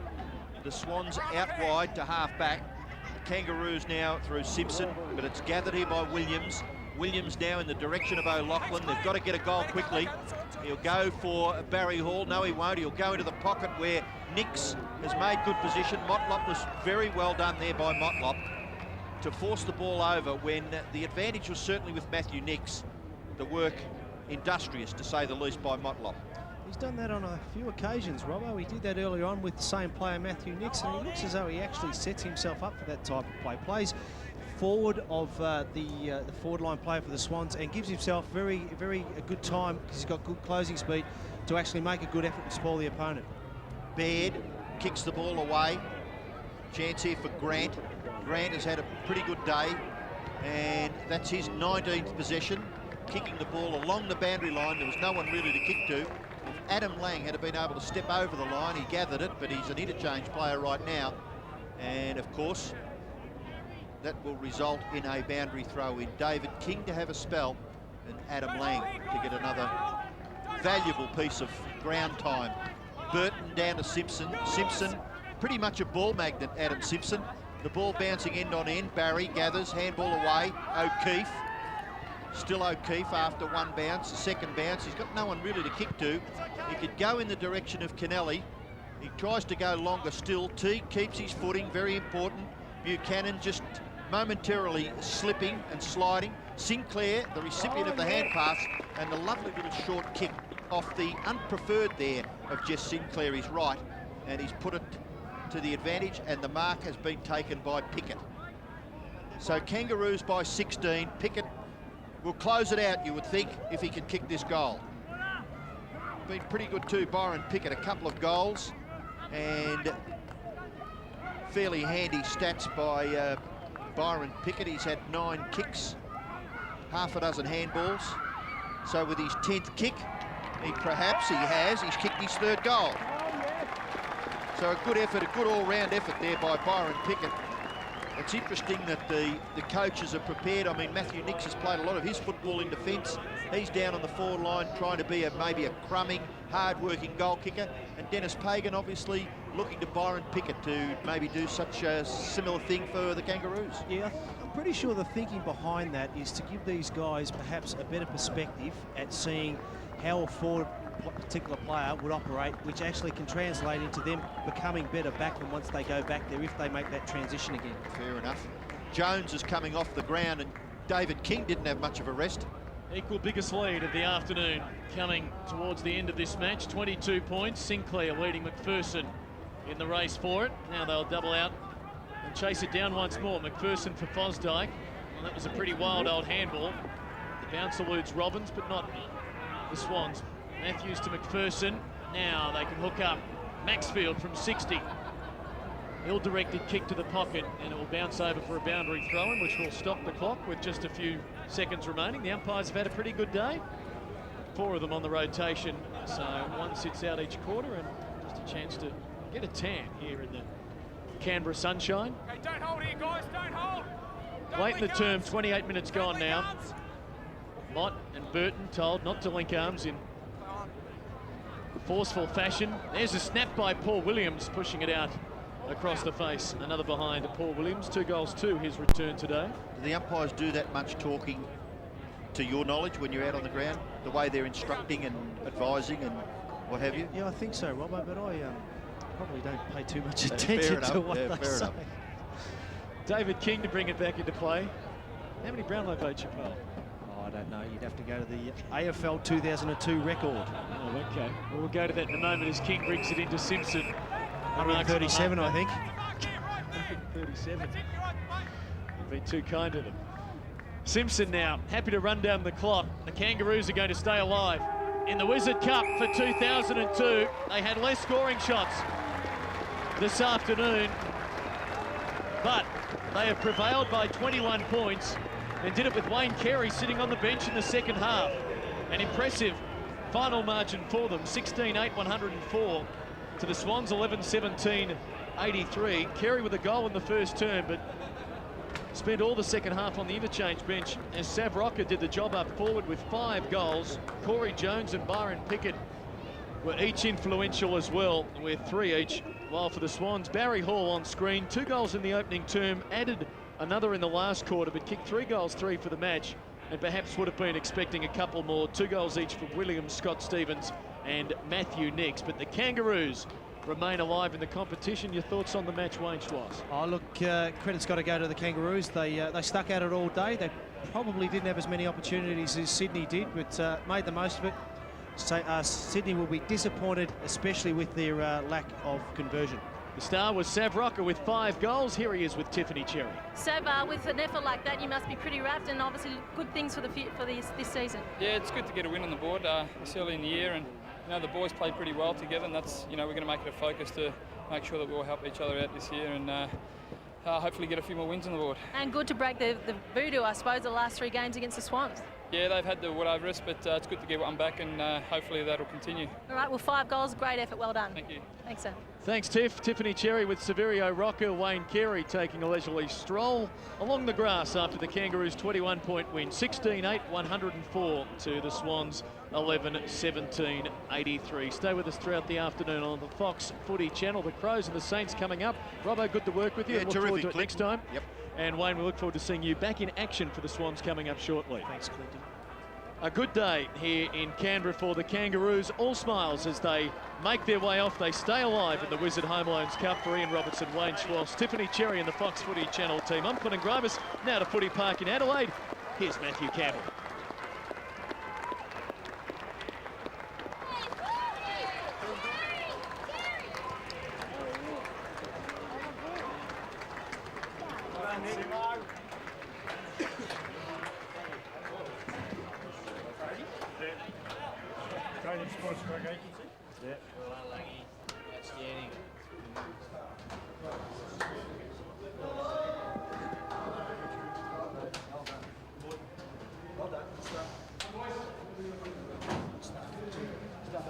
Well done. Well done. Well done, terrific save. Well done, Shane. Well done, Jesse. Well done, Mark.